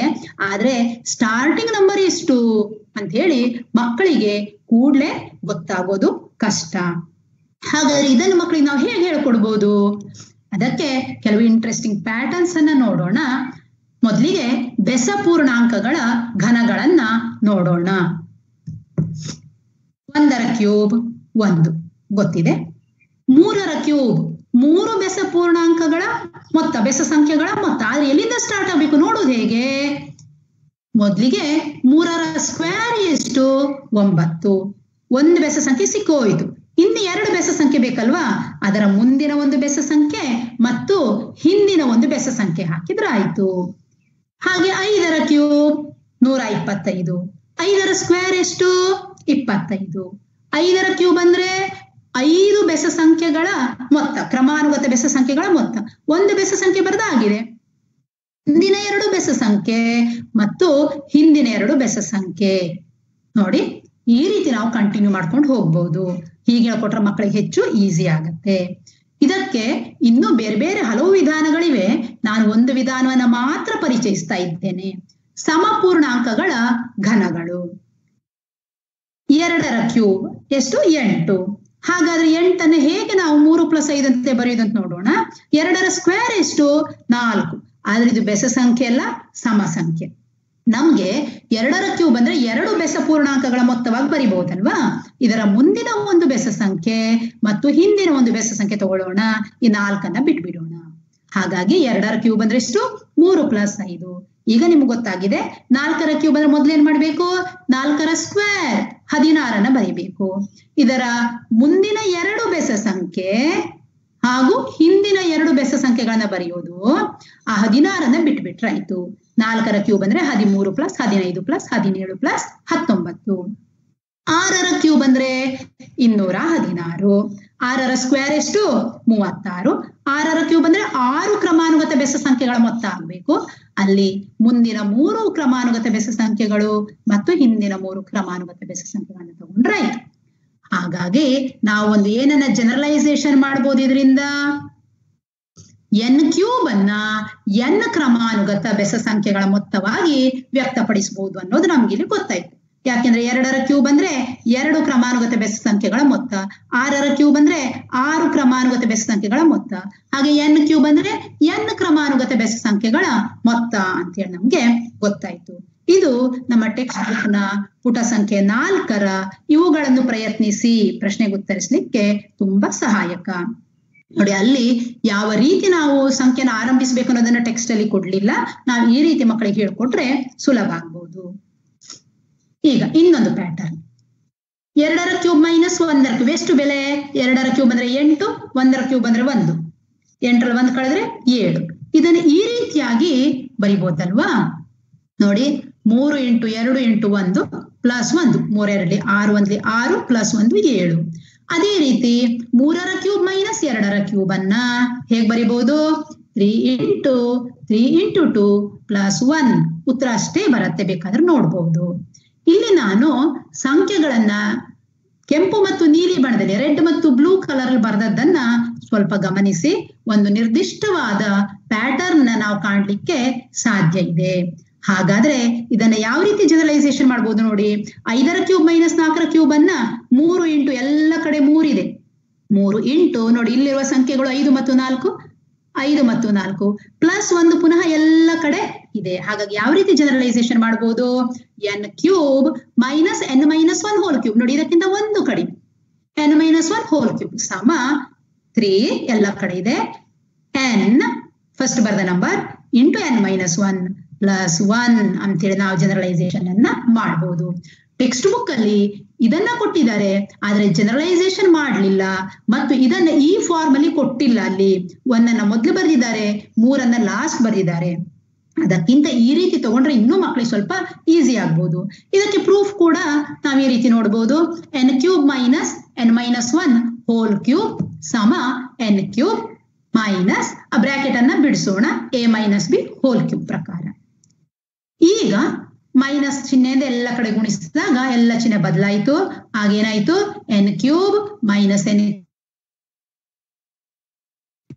ಏನ್ ಉಳಿತು, 3n² ಮೈನಸ್ 3n ಪ್ಲಸ್ 1 ಉಳಿತು. ಈಗ ಇವೆರಡರಲ್ಲಿ ನಾವು 3n ಅನ್ನ ಕಾಮನ್ ಆಗಿ ತಗೊಂಡ್ಬಿಡೋಣ. ಆಗ n-1 ಉಳಿತು ಪ್ಲಸ್ 1. ನೋಡಿ, ಇದಕ್ಕೆ ಒಂದು ಚಿಕ್ಕ ಪ್ರೂಫ್ ಹೀಗೆಯೂ ಹೇಳಲಿಕ್ಕೆ ಸಾಧ್ಯ ಆಗ್ತದೆ. ನಿಮ್ಮ ಟೆಕ್ಸ್ಟ್ ಬುಕ್ ಅಲ್ಲಿ ಈ ತರದ ಪ್ರಶ್ನೆ ಇದೆ. ಅದಕ್ಕೆ ನಾವು ಈ ಜನರಲೈಸೇಷನ್ ಮಾಡಿಬಿಟ್ರೆ ಮಕ್ಕಳು ಸುಲಭವಾಗಿ ಬರಿಬಹುದು. n ಇದ್ದಲ್ಲಿ 7 ಹಾಕಿದ್ರೆ ನಮ್ಗೆ ಇದರ ಉತ್ತರ ಸಿಗ್ತದೆ. ಟೆಕ್ಸ್ಟ್ ಬುಕ್ ಅಲ್ಲಿ ನೋಡಿ ಈ ತರ ಪ್ರಶ್ನೆ ಇದೆ. ಮೇಲಿನ ಮಾದರಿಯನ್ನು ಬಳಸಿ ಬೆಲೆ ಕಂಡುಹಿಡಿಯಿರಿ ಅಂತಿದೆ. ನಾವು ಈ ಜನರಲೈಸೇಷನ್ ಫಾರ್ಮ್ ಹೇಳ್ಕೊಟ್ಬಿಟ್ಟು n ಇದ್ದಲ್ಲಿ ಈ ಮೊದಲನೇ ಸಂಖ್ಯೆಯ ಬೆಲೆ ಹಾಕಿದ್ರೆ ಆಯ್ತು ಅಂತ ಹೇಳ್ಕೊಟ್ರೆ ಮಕ್ಕಳು ಸುಲಭವಾಗಿ ಮಾಡ್ಲಿಕ್ಕೆ ಸಾಧ್ಯ ಆಗ್ತದೆ. ಇನ್ನೊಂದಷ್ಟು ಪ್ಯಾಟರ್ನ್ಸ್ ಅನ್ನ ನೋಡೋಣ. 1 ಕ್ಯೂಬ್ ಅಂದ್ರೆ ಎಷ್ಟು, 1. 1 ಕ್ಯೂಬ್ ಪ್ಲಸ್ 2 ಕ್ಯೂಬ್ ಮಾಡಿದ್ರೆ ಎಷ್ಟು ಬರ್ತದೆ, 9 ಬರ್ತದೆ. 1 cube plus 2 cube plus 3 cube is equal to 36. 1 cube plus 2 cube plus 3 cube plus 4 cube is equal to 100. ಎಲ್ಲ ಯಾವ ರೀತಿಯ ಸಂಖ್ಯೆಗಳು ಸಿಕ್ಕಿವೆ ನೋಡಿ, ಪೂರ್ಣ ವರ್ಗ ಸಂಖ್ಯೆಗಳೇ ಸಿಕ್ಕಿವೆ ಅಲ್ವಾ. ಈಗ 1 ಕ್ಯೂಬ್ ಅನ್ನ 1 ಸ್ಕ್ವೇರ್ ಅಂತ ಬರೀತೇನೆ, 9 3 ಸ್ಕ್ವೇರ್. ಪುನಃ ಈ 3 ಹೇಗೆ ಬರಿಬಹುದು, 1 ಪ್ಲಸ್ 2 ಅಂತ ಬರಿಬಹುದಲ್ವಾ. ಹಾಗಾಗಿ 1 ಪ್ಲಸ್ 2 ಹೋಲ್ ಸ್ಕ್ವೇರ್. 36 ಅಂದ್ರೆ 6 ಸ್ಕ್ವೇರ್. ಈ 6 ಪುನಃ 1 ಪ್ಲಸ್ 2 ಪ್ಲಸ್ 3 ಹೋಲ್ ಸ್ಕ್ವೇರ್ ಅಂತ ಬರಿಬಹುದು. 100 ಅನ್ನ 10 square, 1 plus 2 plus 3 plus 4 whole square ಅಂತ ಬರಿಬಹುದು. ಈಗ ಫಸ್ಟ್ ಬರೆದ ನಂಬರ್ ಮತ್ತು ಲಾಸ್ಟ್ ಬರೆದ ನಂಬರ್ ಅನ್ನು ಕಂಪೇರ್ ಮಾಡೋಣ. ನೋಡಿ, 1 ಕ್ಯೂಬ್ ಪ್ಲಸ್ 2 ಕ್ಯೂಬ್ ಅಂದ್ರೆ 1 plus 2 whole square. 1 cube plus 2 cube plus 3 cube is equal to 1 plus 2 plus 3 whole square. ನಾವ್ ಇದನ್ನ ಜನರಲೈಸೇಷನ್ ಮಾಡಬಹುದಲ್ವಾ. ಹೇಗೆ ಜನರಲೈಸೇಷನ್ ಮಾಡಬಹುದು, ಹಾಗಾಗಿ 1 cube plus 2 cube plus 3 cube plus so on plus n cube is equal to 1 plus 2 plus 3 plus so on plus n whole square ಅಂತೇಳಿ generalisation ಮಾಡಬಹುದು. ಅಂದ್ರೆ ಮೊದಲ n ಸ್ವಾಭಾವಿಕ ಸಂಖ್ಯೆಗಳ ಘನಗಳ ಮೊತ್ತವು ಅವುಗಳ ಮೊತ್ತದ ವರ್ಗಕ್ಕೆ ಸಮನಾಗಿರುತ್ತದೆ ಅಂತ ಜನರಲೈಸೇಷನ್ ಮಾಡಬಹುದು. ಇದಕ್ಕೆ ಒಂದು ಚಿಕ್ಕ ಪ್ರೂಫ್ ಅನ್ನು ಕೂಡ ನಾನು ನೆಕ್ಸ್ಟ್ ಸ್ಲೈಡ್ ಅಲ್ಲಿ ಕೊಡ್ತೇನೆ. ಅದರ ಜೊತೆಗೆ ಇನ್ನೊಂದು ವಿಷಯವನ್ನ ನಾವು ಈ ಸ್ಲೈಡ್ ಅಲ್ಲಿ ಗಮನಿಸೋಣ. ನೋಡಿ, T1 ಅಂದ್ರೆ ಟ್ರಯಾಂಗ್ಯುಲರ್ ನಂಬರ್. ಮೊದಲನೇ ಟ್ರಯಾಂಗ್ಯುಲರ್ ನಂಬರ್ ಎಷ್ಟು, 1 ನಮ್ಗೆ ಗೊತ್ತೇ ಇದೆ. ಎರಡನೇ ಟ್ರಯಾಂಗ್ಯುಲರ್ ನಂಬರ್ ಎಷ್ಟು, ತ್ರಿಕೋನೀಯ ಸಂಖ್ಯೆ 3. ಈಗ ನೋಡಿ, 1 ಕ್ಯೂಬ್ ಮಾಡಿದಾಗ ನಮಗೆ 1 ವರ್ಗ, ಮೊದಲನೇ ತ್ರಿಕೋನೀಯ ಸಂಖ್ಯೆಯ ವರ್ಗ ಸಿಕ್ಕಿದೆ. ಮೊದಲ 2 ಸ್ವಾಭಾವಿಕ ಸಂಖ್ಯೆಗಳ ಘನಗಳ ಮೊತ್ತ ಮಾಡಿದಾಗ 2ನೇ ತ್ರಿಕೋನೀಯ ಸಂಖ್ಯೆಯ ವರ್ಗ ಸಿಕ್ಕಿದೆ. ಹಾಗೆ 3ನೇ ತ್ರಿಕೋನೀಯ ಸಂಖ್ಯೆ ಎಷ್ಟು, 6. 3 ಸ್ವಾಭಾವಿಕ ಸಂಖ್ಯೆಗಳ ಘನಗಳ ಮೊತ್ತ ಮಾಡಿದಾಗ ನಮಗೆ 3ನೇ ತ್ರಿಕೋನೀಯ ಸಂಖ್ಯೆಯ ವರ್ಗ ಸಿಕ್ಕಿದೆ. ಇದೇ ರೀತಿ ನಾವು ಹೇಗೆ ಹೇಳ್ಬೋದು, ಆದ್ದರಿಂದ ಮೊದಲ n ಸ್ವಾಭಾವಿಕ ಸಂಖ್ಯೆಗಳ ಘನಗಳ ಮೊತ್ತ ಏನಾಗಿರುತ್ತದೆ, nನೇ ತ್ರಿಕೋನೀಯ ಸಂಖ್ಯೆಯ ವರ್ಗಕ್ಕೆ ಸಮನಾಗಿರುತ್ತದೆ ಅಂತ ಗೊತ್ತಾಗ್ತದೆ. ಈಗ ನಾವು ಇದಕ್ಕೆ ಒಂದು ಚಿಕ್ಕ ಪ್ರೂಫ್ ಅನ್ನು ನೋಡೋಣ. ಸರಿ, 1 cube plus 2 cube plus 3 cube plus so on plus n cube ಅನ್ನ ತಗೊಳ್ಳೋಣ. ಎಡಭಾಗ ತಗೊಂಡಿದ್ದೇನೆ. 1 ಕ್ಯೂಬ್ ಅಂದ್ರೆ ಎಷ್ಟು, 1 ಪ್ಲಸ್ 2 ಕ್ಯೂಬ್ ಅಂದ್ರೆ ನಮ್ಗೆ ಈಗಾಗಲೇ ಗೊತ್ತಿದೆ, 2 ಕ್ರಮಾನುಗತ ಬೆಸ ಸಂಖ್ಯೆಗಳ ಮೊತ್ತವಾಗಿ ಬರೀಬಹುದು. 3 ಪ್ಲಸ್ 5 ಅಂತ ಬರೆದಿದ್ದೇನೆ. 3 ಕ್ಯೂಬ್ ಅಂದ್ರೆ 27. 3 ಕ್ರಮಾನುಗತ ಬೆಸ ಸಂಖ್ಯೆಗಳ ಮೊತ್ತವಾಗಿ ಬರೀಬಹುದು. 7 plus 9 plus 11 plus so on. ಹಾಗಾದ್ರೆ n ಕ್ಯೂಬ್ ಅನ್ನು ಹೇಗೆ ಬರೀಬಹುದು, n ಕ್ರಮಾನುಗತ ಬೆಸ ಸಂಖ್ಯೆಗಳ ಮೊತ್ತವಾಗಿ ಬರೀಬಹುದು. ಅಲ್ಲಿ ಮೊದಲನೆಯ ಸಂಖ್ಯೆ ಹೀಗಿರ್ತದೆ, ಕೊನೆಯ ಸಂಖ್ಯೆ ಹೀಗಿರ್ತದೆ. ಇದು ಸರಿಯಾದ ನೋಡೋದು ಹೇಗೆ?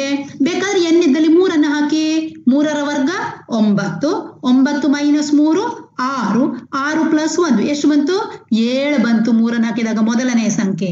ಕೊನೆಯ ಸಂಖ್ಯೆ 3ರ ವರ್ಗ 9, 9 ಪ್ಲಸ್ 3 12 ಮೈನಸ್ 1 11 ಬಂತು ಕೊನೆಯ ಸಂಖ್ಯೆ. ಆದ್ದರಿಂದ 3ರ ಕ್ಯೂಬ್ ಅಂದ್ರೆ ಏನು? 7ರಿಂದ 11ರವರೆಗಿನ ಕ್ರಮಾನುಗತ ಬೆಸ ಸಂಖ್ಯೆಗಳ ಮೊತ್ತ ಅಂತ ಬರೀಲಿಕ್ಕೆ ಆಗ್ತದೆ. ಇಲ್ಲಿ ಬೇರೆ ಬೇರೆ ಸಂಖ್ಯೆಗಳನ್ನ ನೀವು ಆದೇಶಿಸಿ ಇದು ಸರಿ ಇದೆ ಅನ್ನೋದನ್ನ ತಿಳ್ಕೊಬಹುದು. ಹಾಗಾದ್ರೆ ಇಲ್ಲಿ ನಾನು ಮೊದಲನೇ ನಂಬರ್ 1 ತಗೊಳ್ತಿದ್ದೇನೆ. 1 ಅನ್ನು ಹೀಗೆ ಬರೀಬಹುದಲ್ವಾ? ಹೇಗೆ? 1 + 1/2 ದ ಹೋಲ್ ಸ್ಕ್ವೇರ್. 1 + 1 ಅಂದ್ರೆ 2, 2 ಭಾಗಿಸು 2 ಅಂದ್ರೆ 1, 1ರ ವರ್ಗ 1. ಸರಿ. 1 + 3 ನೋಡಿ, 1 + 3 ಭಾಗಿಸು 2ರ ಹೋಲ್ ಸ್ಕ್ವೇರ್. 3 + 1 ಅಂದ್ರೆ 4, 4 ಭಾಗಿಸು 2 ಅಂದ್ರೆ 2, 2ರ ವರ್ಗ 4. ಇಲ್ಲಿ 1 + 3 ಅಂದ್ರೆ 4. 1 + 3 + 5 ಹೇಗೆ ಬರೀಬಹುದು? 1 + 5 ಭಾಗಿಸು 2ರ ಹೋಲ್ ಸ್ಕ್ವೇರ್. 5 + 1 6, 6 ಭಾಗಿಸು 2 3, 3ರ ವರ್ಗ 9. ಇದರ ಮೊತ್ತ ಕೂಡ 9. ಇನ್ನೂ ಒಂದು ಉದಾಹರಣೆ ತಗೊಂಡ್ರೆ ಅರ್ಥ ಆಗ್ತಿತ್ತೋ ಏನೋ. ನಾನಿಲ್ಲಿ ಸ್ಲೈಡ್ ಅಲ್ಲಿ ಜಾಗ ಸಾಕಾಗೋದಿಲ್ಲ ಅಂತ ನೇರವಾಗಿ ಜನರಲೈಸೇಷನ್ ಹೋಗ್ತಾ ಇದ್ದೇನೆ. 1 + 3 + 5 + so on ಬೆಸ ಸಂಖ್ಯೆ ಆದ್ದರಿಂದ ಲಾಸ್ಟ್ 2k - 1 ಇಟ್ಟಿದ್ದೇನೆ. ಸಮಯ ಹೇಗೆ ಬರಿಬಹುದು? 1 ನೋಡಿ ಇಲ್ಲಿ ಹೇಗೆ ಬರೆದಿದ್ದೇವೆ? 1 ಎಲ್ಲರಲ್ಲಿ ಏನಿದೆ ಸ್ಟಾರ್ಟಿಂಗ್ ಅಲ್ಲಿ? 1 ಪ್ಲಸ್ ಲಾಸ್ಟ್ ಏನ್ ಬರ್ದಿದ್ದೇವೆ? ಕೊನೆಯ ಪದ ಇಲ್ಲ 5 ಇದೆ, 5 ಬರ್ದಿದ್ದೇವೆ. ಇಲ್ಲಿ ಕೊನೆಗೆ 2k - 1 ಇದೆ, 2k - 1 ಅಂತ ಬರ್ದಿದ್ದೇನೆ. ಅಂದ್ರೆ ನಮ್ಮ ಸೂತ್ರ ಏನಾಯ್ತು? 1 ಪ್ಲಸ್ ಕೊನೆಯ ಪದ ಭಾಗಿಸು 2ರ ಹೋಲ್ ಸ್ಕ್ವೇರ್. ಇದನ್ನೇ ನಾವಿಲ್ಲಿ ಅಪ್ಲೈ ಮಾಡಿದ್ರೆ ನೋಡಿ, ಇಲ್ಲೇನು ನಾವು ಕ್ರಮಾನುಗತ ಬೆಸ ಸಂಖ್ಯೆಗಳ ಮೊತ್ತವನ್ನ ಈ ರೀತಿ ಬರೀಲಿಕ್ಕೆ ಸಾಧ್ಯ ಇದೆ. ಇಲ್ಲಿ ನಮ್ಗಿದ್ದು ಎಲ್ಲ ಕ್ರಮಾನುಗತ ಬೆಸ ಸಂಖ್ಯೆಗಳ ಮೊತ್ತ. ಅದನ್ನ ನಾವು ಈ ಸೂತ್ರದ ಪ್ರಕಾರ ಬರೆದ್ರೆ ಏನಾಗ್ತದೆ? 1 ಪ್ಲಸ್ ಕೊನೆಯ ಪದ n² + n - 1 ಕೊನೆಯ ಪದ ಭಾಗಿಸು 2ರ ಹೋಲ್ ಸ್ಕ್ವೇರ್ ಆಯ್ತು. +1 - 1 ಕ್ಯಾನ್ಸಲ್ ಆಗ್ಬಿಡ್ತು. n² + n ನಲ್ಲಿ ಕಾಮನ್ ಯಾವುದು? n ಬ್ರಾಕೆಟ್ ಅಲ್ಲಿ n + 1 ಉಳಿತು /2. ಈ ಸೂತ್ರ ನಮ್ಗೆಲ್ಲರಿಗೂ ಗೊತ್ತೇ ಇದೆ. ಏನು? ಮೊದಲ n ಸ್ವಾಭಾವಿಕ ಸಂಖ್ಯೆಗಳ ಮೊತ್ತಕ್ಕೆ ಸೂತ್ರ. ಆದ್ದರಿಂದ ಅದರ ಬದಲು ಏನು ಬರಿಬಹುದು? 1 + 2 + 3 + so on + n whole square ಅಂತ ಬರಿಬಹುದು. ಆದ್ದರಿಂದ 1³ + 2³ + so on + n³ ಸಮ 1 + 2 + 3 + so on + n whole square ಅಂತೇಳಿ ನಾವಿದನ್ನ ಪ್ರೂವ್ ಮಾಡಬಹುದು. ಇವರು ನಮ್ಮ ದೇಶ ಕಂಡಂತಹ ಒಬ್ಬ ಮಹಾನ್ ಗಣಿತಜ್ಞ. ಅವರಿಗೆ ನಾವೆಲ್ಲರೂ ಕೈ ಜೋಡಿಸೋಣ. ಇವರ ಒಂದು ಸ್ಟೇಟ್ಮೆಂಟ್ ನನಗೆ ತುಂಬಾ ಖುಷಿ ಆಯ್ತು, ಅದನ್ನ ಇಲ್ಲಿ ಹಾಕಿದ್ದೇನೆ. To preserve my brains I want food and this is now my first consideration. Any sympathetic letter from you will be helpful to me here to get a scholarship ಅಂತ. ನಾನು ತುಂಬಾ ವಿವರವಾಗಿ ಹೇಳಲಿಕ್ಕೆ ಹೋಗೋದಿಲ್ಲ ಸಮಯದ ಅಭಾವದಿಂದ. ಅವರು ಹಾರ್ಡಿ ಅವರಿಗೆ ಒಮ್ಮೆ 120 ಪ್ರಮೇಯಗಳನ್ನ ಬರೆದು ಸಾಧಿಸಿ ಕಳಿಸ್ತಾರಂತೆ. ಇವರು ಪತ್ರ ಬರೆದು ಎಷ್ಟು ದಿನ ಆದ್ರೂ ಹಾರ್ಡಿ ಅವರಿಂದ ಯಾವುದೇ ರಿಪ್ಲೈ ಬರಲಿಲ್ಲಂತೆ. ಆಗ ಅವರು ಈ ರೀತಿಯಾಗಿ ಇನ್ನೊಂದು ಪತ್ರವನ್ನ ಬರೆದು ಅವ್ರ ಹತ್ರ ನನ್ನ ಒಂದು ಪತ್ರಕ್ಕೆ ರೆಸ್ಪಾನ್ಸ್ ಮಾಡ್ಬೇಕು ಅಂತ ಹೇಳಿ ವಿನಯಪೂರ್ವಕವಾಗಿ ಕೇಳ್ಕೊಂಡಂತಹ ಒಂದು ಘಟನೆ. ನಂಗೆ ಈ ಸೆಂಟೆನ್ಸ್ ತುಂಬಾ ಖುಷಿ ಆಯ್ತು. ಇಲ್ಲಿ ನಮ್ಮ ಟೆಕ್ಸ್ಟ್ ಬುಕ್ ಅಲ್ಲಿ ಹಾರ್ಡಿ ರಾಮಾನುಜನ್ ಸಂಖ್ಯೆ ಅಂತ ಹಾಕಿದ್ದಾರೆ. ನಾನು ಅದ್ರ ಬಗ್ಗೆ ತುಂಬಾ ಡೀಟೇಲ್ ಆಗಿ ಹೇಳಲಿಕ್ಕೆ ಹೋಗೋದಿಲ್ಲ, ಯಾಕಂದ್ರೆ ಎಲ್ಲರಿಗೂ ಗೊತ್ತೇ ಇದೆ. ಕಾರಣ, ನಂಬರು, ಆ ಕತೆ ಎಲ್ಲರಿಗೂ ಗೊತ್ತೇ ಇದೆ. ಹಾರ್ಡಿ ರಾಮಾನುಜನ್ ಸಂಖ್ಯೆ ಅಂತ 1729 ಹೇಳ್ತೇವೆ. ಅದರ ವಿಶೇಷತೆ ಏನು? 2 ವಿಭಿನ್ನ ಸಂಖ್ಯೆಗಳ ಘನಗಳ ಮೊತ್ತವಾಗಿ 2 ವಿಭಿನ್ನ ರೀತಿಗಳಲ್ಲಿ ವ್ಯಕ್ತಪಡಿಸಬಹುದಾದಂತಹ ಅತ್ಯಂತ ಚಿಕ್ಕ ಕನಿಷ್ಠ ಸಂಖ್ಯೆ ಅದು. ಹೇಗೆ ಬರಿಬಹುದು ಅದನ್ನ? 12ರ ಕ್ಯೂಬ್ + 1 ಕ್ಯೂಬ್ ಅಂತ ಒಂದು ವಿಧದಲ್ಲಿ, 10ರ ಕ್ಯೂಬ್ + 9ರ ಕ್ಯೂಬ್ ಅಂತ ಇನ್ನೊಂದು ವಿಧದಲ್ಲಿ ಬರಿಬಹುದು. ಇದೇ ರೀತಿಯ ಬೇರೆ ಸಂಖ್ಯೆಗಳಿವೆಯಾ? ಇನ್ನೂ 2 ಸಂಖ್ಯೆಗಳು ನಾವು ಈ ರೀತಿ ಬರೀಲಿಕ್ಕೆ ಸಾಧ್ಯ. 4104 ನಾವು 16ರ ಕ್ಯೂಬ್ + 2ರ ಕ್ಯೂಬ್ ಅಂತ ಬರಿಬಹುದು. ಹಾಗೆ ಇನ್ನೊಂದು ವಿಧಾನದಲ್ಲಿ 15ರ ಕ್ಯೂಬ್ + 9ರ ಕ್ಯೂಬ್ ಅಂತ ಬರಿಬಹುದು. ಅದೇ ರೀತಿ 13,832 ಕೂಡ ಈ ರೀತಿ 2 ವಿಭಿನ್ನ ಸಂಖ್ಯೆಗಳ ಘನಗಳ ಮೊತ್ತವಾಗಿ 2 ವಿಭಿನ್ನ ರೀತಿಯಲ್ಲಿ ವ್ಯಕ್ತಪಡಿಸಬಹುದು. ಇನ್ನೂ ಕೆಲವು ಸಂಖ್ಯೆಗಳನ್ನ ಬರಿಬಹುದು ಏನೋ, ನನಗೆ ಸಿಗ್ಲಿಲ್ಲ. ತಮ್ಗೆ ಯಾರಿಗಾದ್ರೂ ಗೊತ್ತಿದ್ರೆ ಮತ್ತೆ ತಿಳಿಸ್ಕೊಡಿ. ಇದು 3 ನಂಬರ್ ಅನ್ನ ಕೂಡ ಟೆಕ್ಸ್ಟ್ ಬುಕ್ ಅಲ್ಲಿ ಕೊಟ್ಟಿದ್ದಾರೆ. ಇನ್ನು ಪೂರ್ಣ ಘನ ಸಂಖ್ಯೆಗಳು ಮತ್ತು ಅವುಗಳ ಅವಿಭಾಜ್ಯ ಅಪವರ್ತನಗಳು, ಇದರ ಬಗ್ಗೆ ಕೂಡ ನಾನು ಫಾಸ್ಟ್ ಆಗಿ ಹೇಳ್ಕೊಂಡು ಹೋಗ್ತೇನೆ. ಯಾಕೆಂದ್ರೆ ಟೆಕ್ಸ್ಟ್ ಬುಕ್ ಅಲ್ಲಿ ಇದೆ ಮತ್ತು ನಿಮ್ಗೆ ಎಲ್ಲರಿಗೂ ಗೊತ್ತಿದ್ದಂತದೇ ವಿಷಯ. 15ರ ಕ್ಯೂಬ್ ಎಷ್ಟು? 3375. ಇದರ ಅವಿಭಾಜ್ಯ ಅಪವರ್ತನ ಬರೆಯಿರಂದ್ರೆ ಏನ್ ಮಾಡೋದು? 15 × 15 × 15. ವಾಪಸ್ 15 ಹೇಗೆ ಬರಿಬಹುದು? 3 × 5 ಅಂತ ಬರಿಬಹುದು. ಒಂದೇ ರೀತಿಯ ಅಪವರ್ತನಗಳನ್ನು ಗುಂಪು ಮಾಡಿದ್ರೆ ಏನಾಯ್ತು? 3 × 3 × 3 × 5 × 5 × 5. ಇಲ್ಲಿ 15ರ ಕ್ಯೂಬ್ ಅಂತ ಕೊಟ್ಟ ಕಾರಣ ನಮಗೆ ಸುಲಭವಾಗಿ ಮಾಡ್ಲಿಕ್ಕೆ ಆಯ್ತು. 15ನ 3 ಸಲ ಬರ್ಕೊಂಡು 15ನ 3 × 5 ಅಂತ ಬರೀಲಿಕ್ಕೆ ಸಾಧ್ಯ ಆಯ್ತು.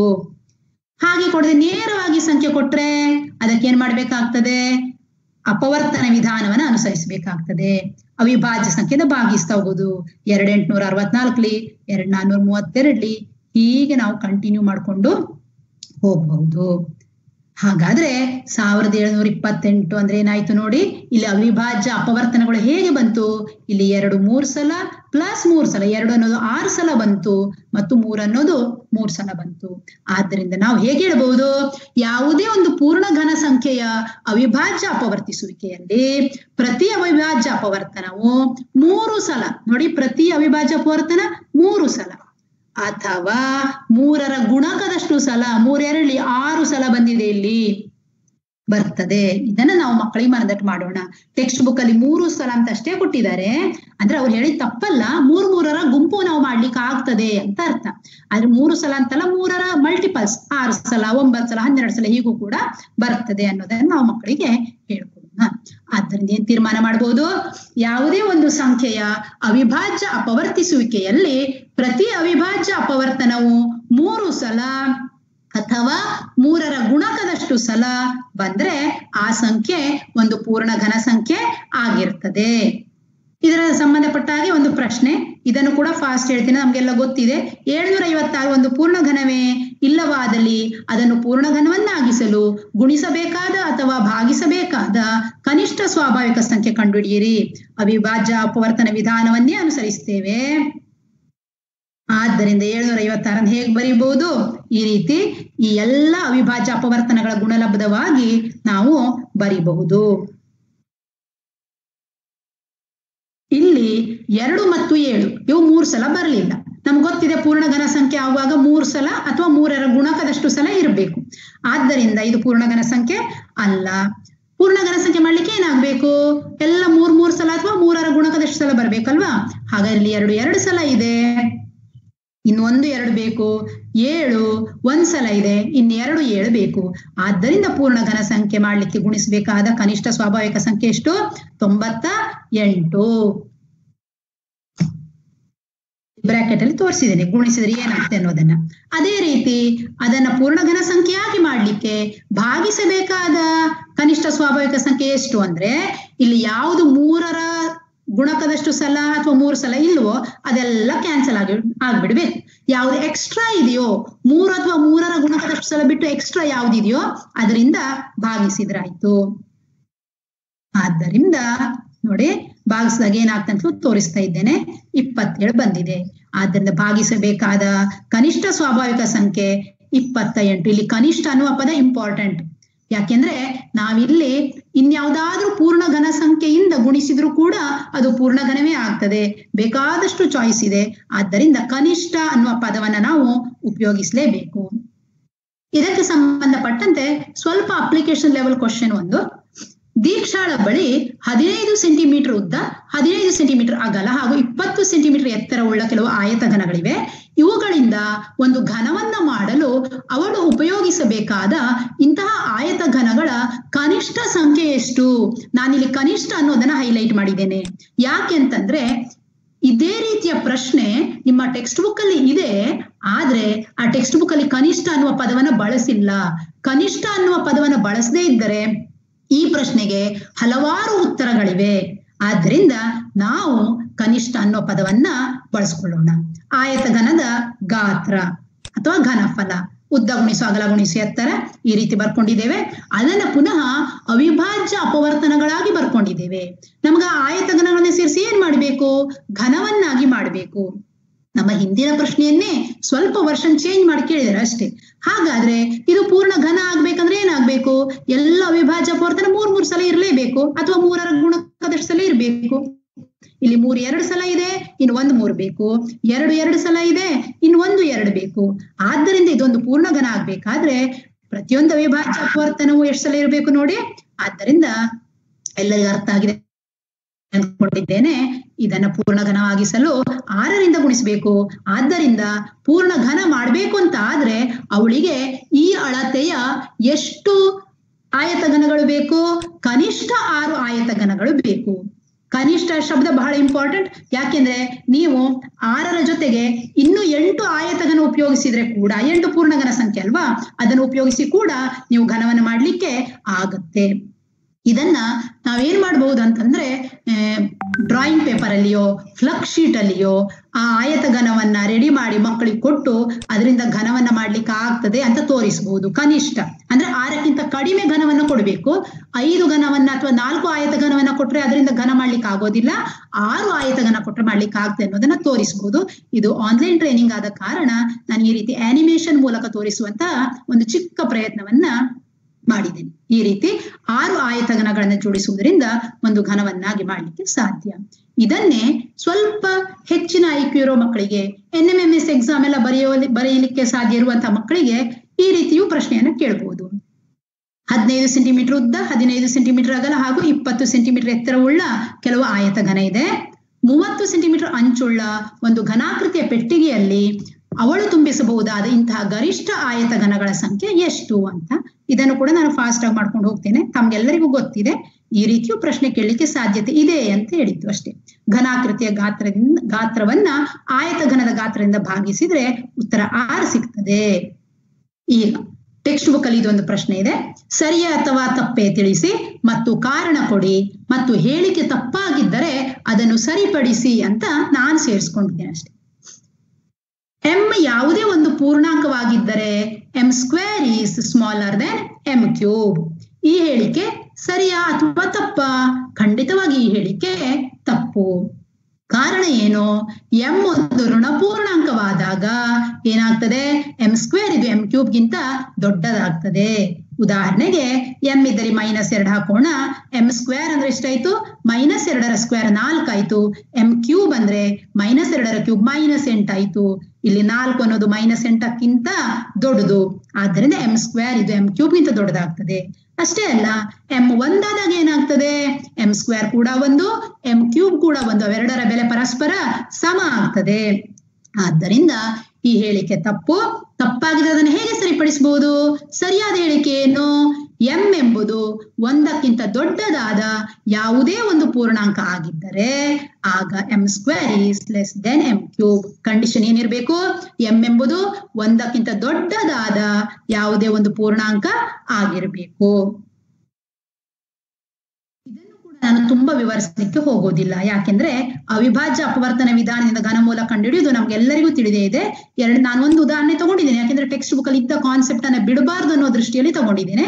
2744 ಈ ರೀತಿ ನಾವು ಅವಿಭಾಜ್ಯ ಅಪವರ್ತನಗಳ ಗುಣಲಬ್ಧವಾಗಿ ಬರೆದು ಅದರ ಘನಮೂಲ 14 ಅಂತ ಈ ರೀತಿ ಕಂಡುಹಿಡಿಯಬಹುದು. ಅಥವಾ ಇದನ್ನೇ ನಾವು ಈ ರೀತಿಯೂ ಗುಂಪು ಮಾಡಬಹುದು. 2 × 7 2 × 7 2 × 7 ಈ ರೀತಿಯೂ ಗುಂಪು ಮಾಡಿಕೊಂಡು ಉತ್ತರ 14 ಅನ್ನೋದನ್ನ ಈ ರೀತಿ 2 ವಿಧಾನಗಳಲ್ಲಿಯೂ ಕೂಡ ನಾವು ಮಕ್ಕಳಿಗೆ ತೋರಿಸಬಹುದು.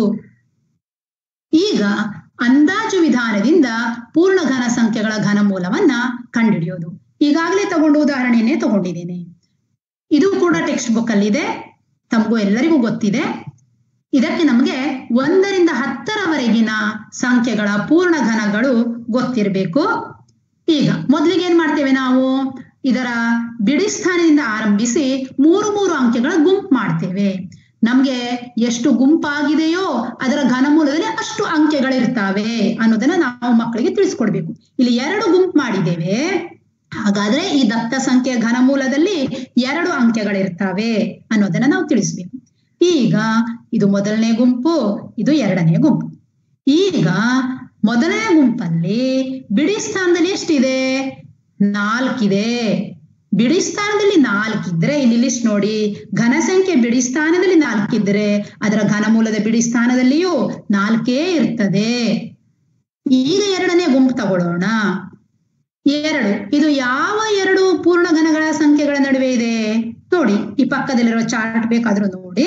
2 ಅಂದ್ರೆ 1 ಮತ್ತು 8ರ ನಡುವೆ ಇದೆ. ಇವುಗಳಲ್ಲಿ ಚಿಕ್ಕ ಸಂಖ್ಯೆ ಯಾವುದು? 1.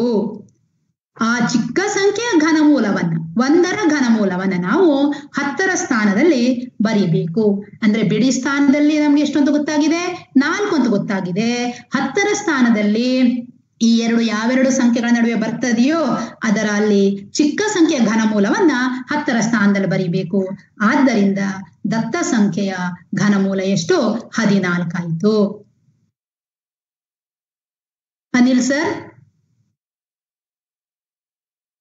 ಕೇಳ್ತಾ ಇದೆಯಾ ಸರ್? ಕೇಳ್ತಾ ಇದೆಯಾ? ಸರಿ ಸರ್, ಸರಿ, okay sir, okay okay, thank you sir. ಈಗ ಈ ಒಂದು ಪ್ರಶ್ನೆ ನಿಮ್ಮ ಪ್ರೀ ಟೆಸ್ಟ್ ನಲ್ಲಿ ಇತ್ತು. ನಾನು ಕೂಡ ಮೊದಲು ನೋಡ್ಲಿಲ್ಲ. ನಿಮಗೆಲ್ಲ ಪ್ರೀ ಟೆಸ್ಟ್ ಕೊಟ್ಟಾಗ ನಾನು ಮತ್ತೆ ಕ್ವಶನ್ ಪೇಪರ್ ನೋಡಿದಾಗ ಈ ಪ್ರಶ್ನೆ ಇರೋದು ಕಂಡು ಬಂತು. ಇದಕ್ಕೆ ನಿಮಗೆ ಪ್ರೀ ಟೆಸ್ಟ್ ಅಲ್ಲಿ 4 ಚಾಯ್ಸ್ ಅನ್ನ ಕೊಟ್ಟಿದ್ರು. ಹಾಗಾಗಿ ನಿಮ್ಗೆ ಏನ್ ಮಾಡ್ಲಿಕ್ಕೆ ಸಾಧ್ಯ ಆಯ್ತು? ಪ್ರತಿಯೊಂದನ್ನು 3 ಸಲ ಗುಣಿಸಿ ನೋಡ್ಲಿಕ್ಕೆ ಸಾಧ್ಯ ಆಯ್ತು. ಕೆಲವರು ಬೇರೆ ವಿಧಾನವನ್ನು ಅನುಸರಿಸಿರ್ಬೋದು.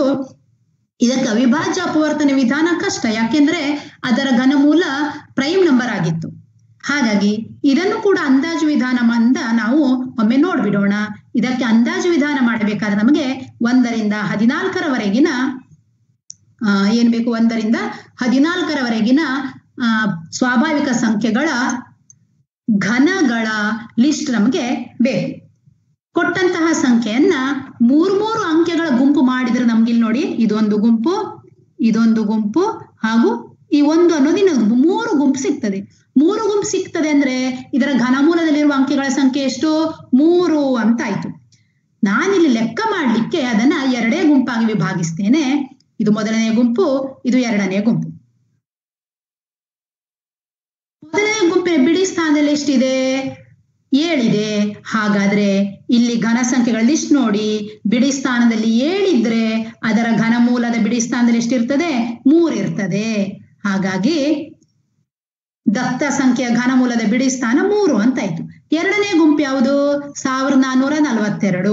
ಇದು ಯಾವ 2 ಪೂರ್ಣ ಘನಗಳ ಸಂಖ್ಯೆಗಳ ನಡುವೆ ಬರ್ತದೆ? 1331 ಮತ್ತು 1728ರ ನಡುವೆ ಈ ಘನ ಸಂಖ್ಯೆ ಬರ್ತದೆ. ಅದರಲ್ಲಿ ಚಿಕ್ಕ ಸಂಖ್ಯೆ ಯಾವುದು? 1331. ಅದರ ಘನಮೂಲ ಎಷ್ಟು? 11. ಈ 11ನ್ನ ನಾವು 10 ಮತ್ತು 100ರ ಸ್ಥಾನದಲ್ಲಿ ಬರಿಬೇಕು. ಹಾಗಾಗಿ ದತ್ತ ಸಂಖ್ಯೆಯ ಘನಮೂಲ 113. ಈ ರೀತಿ ಅಂದಾಜು ವಿಧಾನದಿಂದ ನಾವು ಕಂಡುಹಿಡಿಯಬಹುದು. ಈಗಾಗಲೇ ಹೇಳಿದ್ದೇನೆ, 7, 8, 9 ಡಿಜಿಟ್ಗಳಿದ್ರೆ ನಾವು ಸುಲಭವಾಗಿ ಘನಮೂಲವನ್ನ ಹೇಗೆ ಕಂಡುಹಿಡಿಬಹುದು ಅನ್ನೋದನ್ನ ನಾನು ಹೇಳ್ತೇನೆ ಅಂತ ಹೇಳಿದ್ದೆ. ನಾನು ಇದೇ ಪ್ರಶ್ನೆಯನ್ನ ತಗೊಳ್ತೇನೆ.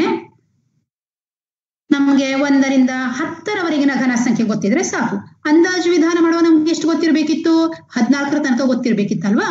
ನಾವು ಕೇವಲ 1ರಿಂದ 10ರವರೆಗಿನ ಘನ ಸಂಖ್ಯೆಗಳನ್ನು ಉಪಯೋಗಿಸಿಕೊಂಡು 7, 8, 9 ಡಿಜಿಟ್ ಇರುವ ಅಂಕೆಗಳ ಘನಮೂಲವನ್ನು ಕೂಡ ಕಂಡುಹಿಡಿಯಲಿಕ್ಕಾಗ್ತದೆ. ನೋಡಿ, ಈ ರೀತಿಯಾಗಿ ಬಿಡಿ ಸ್ಥಾನದಿಂದ ಆರಂಭಿಸಿ ದತ್ತ ಸಂಖ್ಯೆಯನ್ನ 3 ಗುಂಪುಗಳಾಗಿ ವಿಭಾಗಿಸ್ತಾ ಇದ್ದೇನೆ. ಇದರ ಅರ್ಥ ಏನು? ಇದರ ಘನಮೂಲದಲ್ಲಿ 3 ಸ್ಥಾನಗಳಿರ್ತವೆ, 1, 2, 3. ಇದರ ಘನಮೂಲದಲ್ಲಿ 3 ಅಂಕೆಗಳಿರ್ತವೆ ಅಂತ ಆಯ್ತು. ಅಲ್ಲಿ ನಾನು 10ರ ಸ್ಥಾನವನ್ನ ಫಸ್ಟ್ ಡಿಜಿಟ್ ಅಂತ ಕರೀತೇನೆ. 100ರ ಸ್ಥಾನವನ್ನ ಫಸ್ಟ್ ಡಿಜಿಟ್ ಅಂತ ಕರೀತೇನೆ. 10ರ ಸ್ಥಾನ ಮಿಡ್ಲ್ ಡಿಜಿಟ್ ಅಂತ ಕರೀತೇನೆ. ಬಿಡಿ ಸ್ಥಾನವನ್ನ ಲಾಸ್ಟ್ ಡಿಜಿಟ್ ಅಂತ ಕರೀತೇನೆ. Last digit, middle digit, first digit. ಹಾಗಾದ್ರೆ ಈಗ ಬಿಡಿ ಸ್ಥಾನ ನಮಗೆ ನೋಡಿದ ಕೂಡಲೇ ಗೊತ್ತಾಗ್ತದೆ. 7 ಇದೆ, ದತ್ತ ಸಂಖ್ಯೆ ಬಿಡಿ ಸ್ಥಾನದಲ್ಲಿ 7 ಇದೆ. ಅದರ ಘನಮೂಲದ ಬಿಡಿ ಸ್ಥಾನದಲ್ಲಿ ಯಾವ್ದಿರ್ಬೇಕಾಯ್ತು? 3 ಇರ್ಬೇಕಾಯ್ತು. ಹಾಗೂ ಈ ಕಡೆಯಿಂದ ಫಸ್ಟ್ ಎಷ್ಟಿದೆ? 1 ಇದೆ. 1 ಇದು ಯಾವ 2 ಸಂಖ್ಯೆಗಳ ನಡುವೆ ಬರ್ತಂತ ನೋಡಿದ್ರು ಆಗತ್ತೆ. ಆದ್ರೆ ನಮ್ಗೆ ಇಲ್ಲಿ 1 ಇರುವ ಕಾರಣ ಅದರ ಘನಮೂಲ ಎಷ್ಟು? 1. ಈಗ ನಮ್ಗೆ ಮಿಡಲ್ ಡಿಜಿಟ್ ಬೇಕು. ಇದನ್ನ ನಾವು ಹಿಂದಿನ ಅಂದಾಜು ವಿಧಾನದ ಪ್ರಕಾರ ಮಾಡ್ಲಿಕ್ಕೆ ಆಗೋದಿಲ್ಲ. ಅಂದ್ರೆ 442 ಯಾವ ಎರಡು ಪೂರ್ಣ ಘನ ಸಂಖ್ಯೆಗಳ ನಡುವೆ ಬರ್ತದೆ ನೋಡಿ, ಚಿಕ್ಕ ಸಂಖ್ಯೆ ಘನಮೂಲವನ್ನ ಇಲ್ಲಿ ಮಿಡಲ್ ಡಿಜಿಟ್ ಅಲ್ಲಿ ಬರೀಲಿಕ್ಕೆ ಆಗೋದಿಲ್ಲ. ಹಾಗೆ ಬರೆದ್ರೆ ತಪ್ಪಾಗ್ತದೆ. ಹಾಗಾದ್ರೆ ಮಿಡಲ್ ಡಿಜಿಟ್ ಅನ್ನ ಕಂಡುಹಿಡಿಯೋದು ಹೇಗೆ ನೋಡೋಣ. ಈ ಮೆಥಡ್ ಅನ್ನ ನೋಡೋಣ. ಲಾಸ್ಟ್ ಡಿಜಿಟ್ ಎಷ್ಟು ಅಂತ ಸಿಕ್ಕಿದೆ? 3 ಅಂತ ಸಿಕ್ಕಿದೆ. ಅದನ್ನ ಕ್ಯೂಬ್ ಮಾಡಿ, 3ರ ಕ್ಯೂಬ್ ಎಷ್ಟು? 27. ಅದನ್ನ ಈ ಕೊನೆಯ ಗುಂಪಿನಿಂದ ಕಳೆದು ಬಿಡೋಣ. ಎಷ್ಟು ಉತ್ತರ ಸಿಕ್ತು? 870 ಸಿಕ್ತು. ಯಾವಾಗ್ಲೂ ನಿಮ್ಗೆ ಈ ರೀತಿ ಲಾಸ್ಟ್ ಡಿಜಿಟ್ ನ ಕ್ಯೂಬ್ ಇಂದ ಕಳೆದಾಗ ಕೊನೆಯಲ್ಲಿ 0 ಸಿಗ್ತದೆ. ನಂತರ ನಾವು ಅದರ ಪಕ್ಕದ ಡಿಜಿಟ್ ನ ಮೇಲೆ ಕಾನ್ಸಂಟ್ರೇಟ್ ಮಾಡಬೇಕು. ಎಷ್ಟಿದೆ ಪಕ್ಕದ ಡಿಜಿಟ್? 7 ಇದೆ. ಮುಂದೆ ಒಂದು ಚಿಕ್ಕ ಸೂತ್ರ ಉಪಯೋಗಿಸೋಣ, 3l²m ಅಂತ. ಎಲ್ ಅಂದ್ರೆ ಲಾಸ್ಟ್ ಡಿಜಿಟ್, ಎಂ ಅಂದ್ರೆ ಮಿಡಲ್ ಡಿಜಿಟ್. ಲಾಸ್ಟ್ ಡಿಜಿಟ್ ನಮ್ಗೆ ಗೊತ್ತಿದೆಯಲ್ವಾ 3 ಅಂತ, ಹಾಗಾಗಿ ಎಲ್ ಬದಲು 3 ಹಾಕೋಣ. ಆಗ ನಮ್ಗೆ ಎಷ್ಟು ಉತ್ತರ ಸಿಕ್ತು? 27m ಅಂತ ಸಿಕ್ತು. ನಮ್ಗೆ ಮಿಡಲ್ ಡಿಜಿಟ್ ಬೇಕು. ಈಗ ಇಲ್ಲಿ ಬಿಡಿ ಸ್ಥಾನದಲ್ಲಿ ಎಷ್ಟಿದೆ? 7 ಇದೆ. ನಮ್ಗೆ ಇಲ್ಲಿ 0ಯ ನೆಕ್ಸ್ಟ್ ಪ್ಲೇಸ್ ಅಲ್ಲಿ ಎಷ್ಟಿದೆ? 7 ಇದೆ. ಹಾಗಾದ್ರೆ ಈ 7ಕ್ಕೆ ಯಾವ ಅಂಕೆಯಿಂದ ಗುಣಿಸಿದ್ರೆ ಗುಣಲಬ್ಧದ ಬಿಡಿ ಸ್ಥಾನದಲ್ಲಿ 7 ಬರ್ತದೆ ಅಂತ ನೋಡ್ಬೇಕು. ನಮಗ್ ಗೊತ್ತು 7 1 7 ಬಿಡಿ ಸ್ಥಾನದಲ್ಲಿ 7 ಬರ್ತದೆ. ಬೇರೆ ಯಾವ ಅಂಕೆಯಿಂದ ಬೇಕಾದ್ರೂ ಗುಣಿಸಿ. 7 2 14 ತುದಿಗೆ 4 ಬರ್ತದೆ. 7 3 21 ಬಿಡಿ ಸ್ಥಾನದಲ್ಲಿ 1 ಬರ್ತದೆ. ಬಿಡಿ ಸ್ಥಾನದಲ್ಲಿ 7 ಬರೋದು. ಬಿಡಿ ಸ್ಥಾನದಲ್ಲಿ ಈ 7 ಬರ್ಬೇಕಂದ್ರೆ ಈ 7ಕ್ಕೆ 1ರಿಂದ ಗುಣಿಸಿದ್ರೆ ಮಾತ್ರ ಸಾಧ್ಯ. ಆದ್ದರಿಂದ m ಸಮ 1. ಆದ್ದರಿಂದ ಮಿಡಲ್ ಡಿಜಿಟ್ ಎಷ್ಟು? ಅದರಿಂದ ದತ್ತ ಸಂಖ್ಯೆಯ ಘನಮೂಲ ಎಷ್ಟು? 113. ಒಂದೇ ಎಕ್ಸಾಂಪಲ್ ತಗೊಂಡ್ರೆ ಅರ್ಥ ಆಗದಿದ್ರೆ ಅಂತ ಹೇಳುವ ದೃಷ್ಟಿಯಿಂದ ಇನ್ನು ಒಂದು ಉದಾಹರಣೆ ತಗೊಂಡಿದ್ದೇನೆ, ನೋಡ್ಬಿಡೋಣ. ನೋಡಿ ಇಲ್ಲಿ ಎಷ್ಟು ಡಿಜಿಟ್ ಇದೆ ನೋಡಿ, 8 ಡಿಜಿಟ್ ನ ಅಂಕೆ ಇದು. ಎಷ್ಟು ಡಿಜಿಟ್ ನ ಅಂಕೆ? 8 ಡಿಜಿಟ್ ನ ಅಂಕೆ ಇದೆ. ಇದರ ಘನಮೂಲವನ್ನು ಹೇಗೆ ಕಂಡುಹಿಡಿಯೋದು ನೋಡೋಣ. 1ರಿಂದ 10ರವರೆಗಿನ ಘನ ಸಂಖ್ಯೆಗಳ ಲಿಸ್ಟ್ ನಮ್ಮ ಹತ್ರ ಇರಲಿ. ದತ್ತ ಸಂಖ್ಯೆಯನ್ನ ಬಿಡಿ ಸ್ಥಾನದಿಂದ ಆರಂಭಿಸಿ 3 ಅಂಕೆಗಳ ಗುಂಪು ಮಾಡಿದ್ದೇನೆ. ಹಾಗಾದ್ರೆ 3 ಗುಂಪು ಸಿಕ್ಕಿದೆ. ಇದರ ಘನಮೂಲದಲ್ಲಿ ಎಷ್ಟು ಡಿಜಿಟ್ ಇರ್ತದೆ? 3 ಡಿಜಿಟ್ ಇರ್ತದೆ. First digit, middle digit, last digit. Last digit ಕಂಡುಹಿಡ್ಲಿಕ್ಕೆ ಸುಲಭ. ಯಾಕೆ? ಬಿಡಿ ಸ್ಥಾನದಲ್ಲಿ 2 ಇದ್ರೆ ಅದರ ಘನಮೂಲದ ಬಿಡಿ ಸ್ಥಾನದಲ್ಲಿ ಎಷ್ಟಿರ್ತದೆ? 8 ಇರ್ತದೆ. ಹಾಗಾಗಿ ಲಾಸ್ಟ್ ಡಿಜಿಟ್ ಎಷ್ಟಾಯ್ತು? 8 ಆಯ್ತು. ಈಗ ಫಸ್ಟ್ ಡಿಜಿಟ್ ಬೇಕು. ಆಗ ಫಸ್ಟ್ ಗ್ರೂಪ್ ನೋಡಿ, ಇದನ್ನ ನೋಡಿ, 15. 15 ಯಾವ 2 ಪೂರ್ಣ ಘನ ಸಂಖ್ಯೆಗಳ ನಡುವೆ ಬರ್ತಾ ಇದೆ? 8 ಮತ್ತು 27ರ ನಡುವೆ ಬರ್ತಾ ಇದೆ. ಇದರ ಚಿಕ್ಕ ಸಂಖ್ಯೆ ಯಾವುದು? ಇದರ ಚಿಕ್ಕ ಸಂಖ್ಯೆ ಯಾವುದು? 8. ಆ 8ರ ಘನಮೂಲ ಎಷ್ಟು? 2. ಆದ್ದರಿಂದ ಫಸ್ಟ್ ಡಿಜಿಟ್ ಎಷ್ಟು? 2 ಬಂತು. ಈಗ ನಮ್ಗೇನ್ ಕಂಡುಹಿಡಿಬೇಕು? ಮಿಡಲ್ ಡಿಜಿಟ್ ಎಷ್ಟು ಅನ್ನೋದನ್ನ ಕಂಡುಹಿಡಿಬೇಕಲ್ವಾ? ಆಗೇನ್ ಮಾಡ್ಬೇಕು ಹೇಳಿದ್ದೇನೆ? ಲಾಸ್ಟ್ ಡಿಜಿಟ್ ನ ಕ್ಯೂಬ್ ಮಾಡಿ. 8ರ ಕ್ಯೂಬ್ ಇಲ್ಲಿ ಉಂಟಲ್ಲ, ಎಷ್ಟು? 512. ಅದನ್ನ ಈ ಗ್ರೂಪ್ ಇಂದ ಕಳೆಯೋಣ. 480.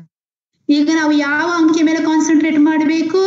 8ರ ಮೇಲೆ ಕಾನ್ಸಂಟ್ರೇಟ್ ಮಾಡಬೇಕು. ಸೂತ್ರ ಯಾವುದು? 3l²m. ಎಲ್ ಅಂದ್ರೆ ಗೊತ್ತು, 8. ಬೆಲೆ ಹಾಕಿ ಉತ್ತರ ಎಷ್ಟು ಬರ್ತದೆ? 192 ಇಂಟು m. ಈಗ 2ಅನ್ನ ಯಾವ ಅಂಕೆಯಿಂದ ಗುಣಿಸಿದ್ರೆ 8 ಬರ್ತದೆ ನೋಡಿ, ಆ ಅಂಕೆ ಮಿಡ್ಲ್ ಡಿಜಿಟ್ ಆಗಿರ್ತದೆ. ಆದ್ರೆ ಇಲ್ಲಿ ನೋಡಿ 2 ಚಾನ್ಸಸ್ ಇದೆ.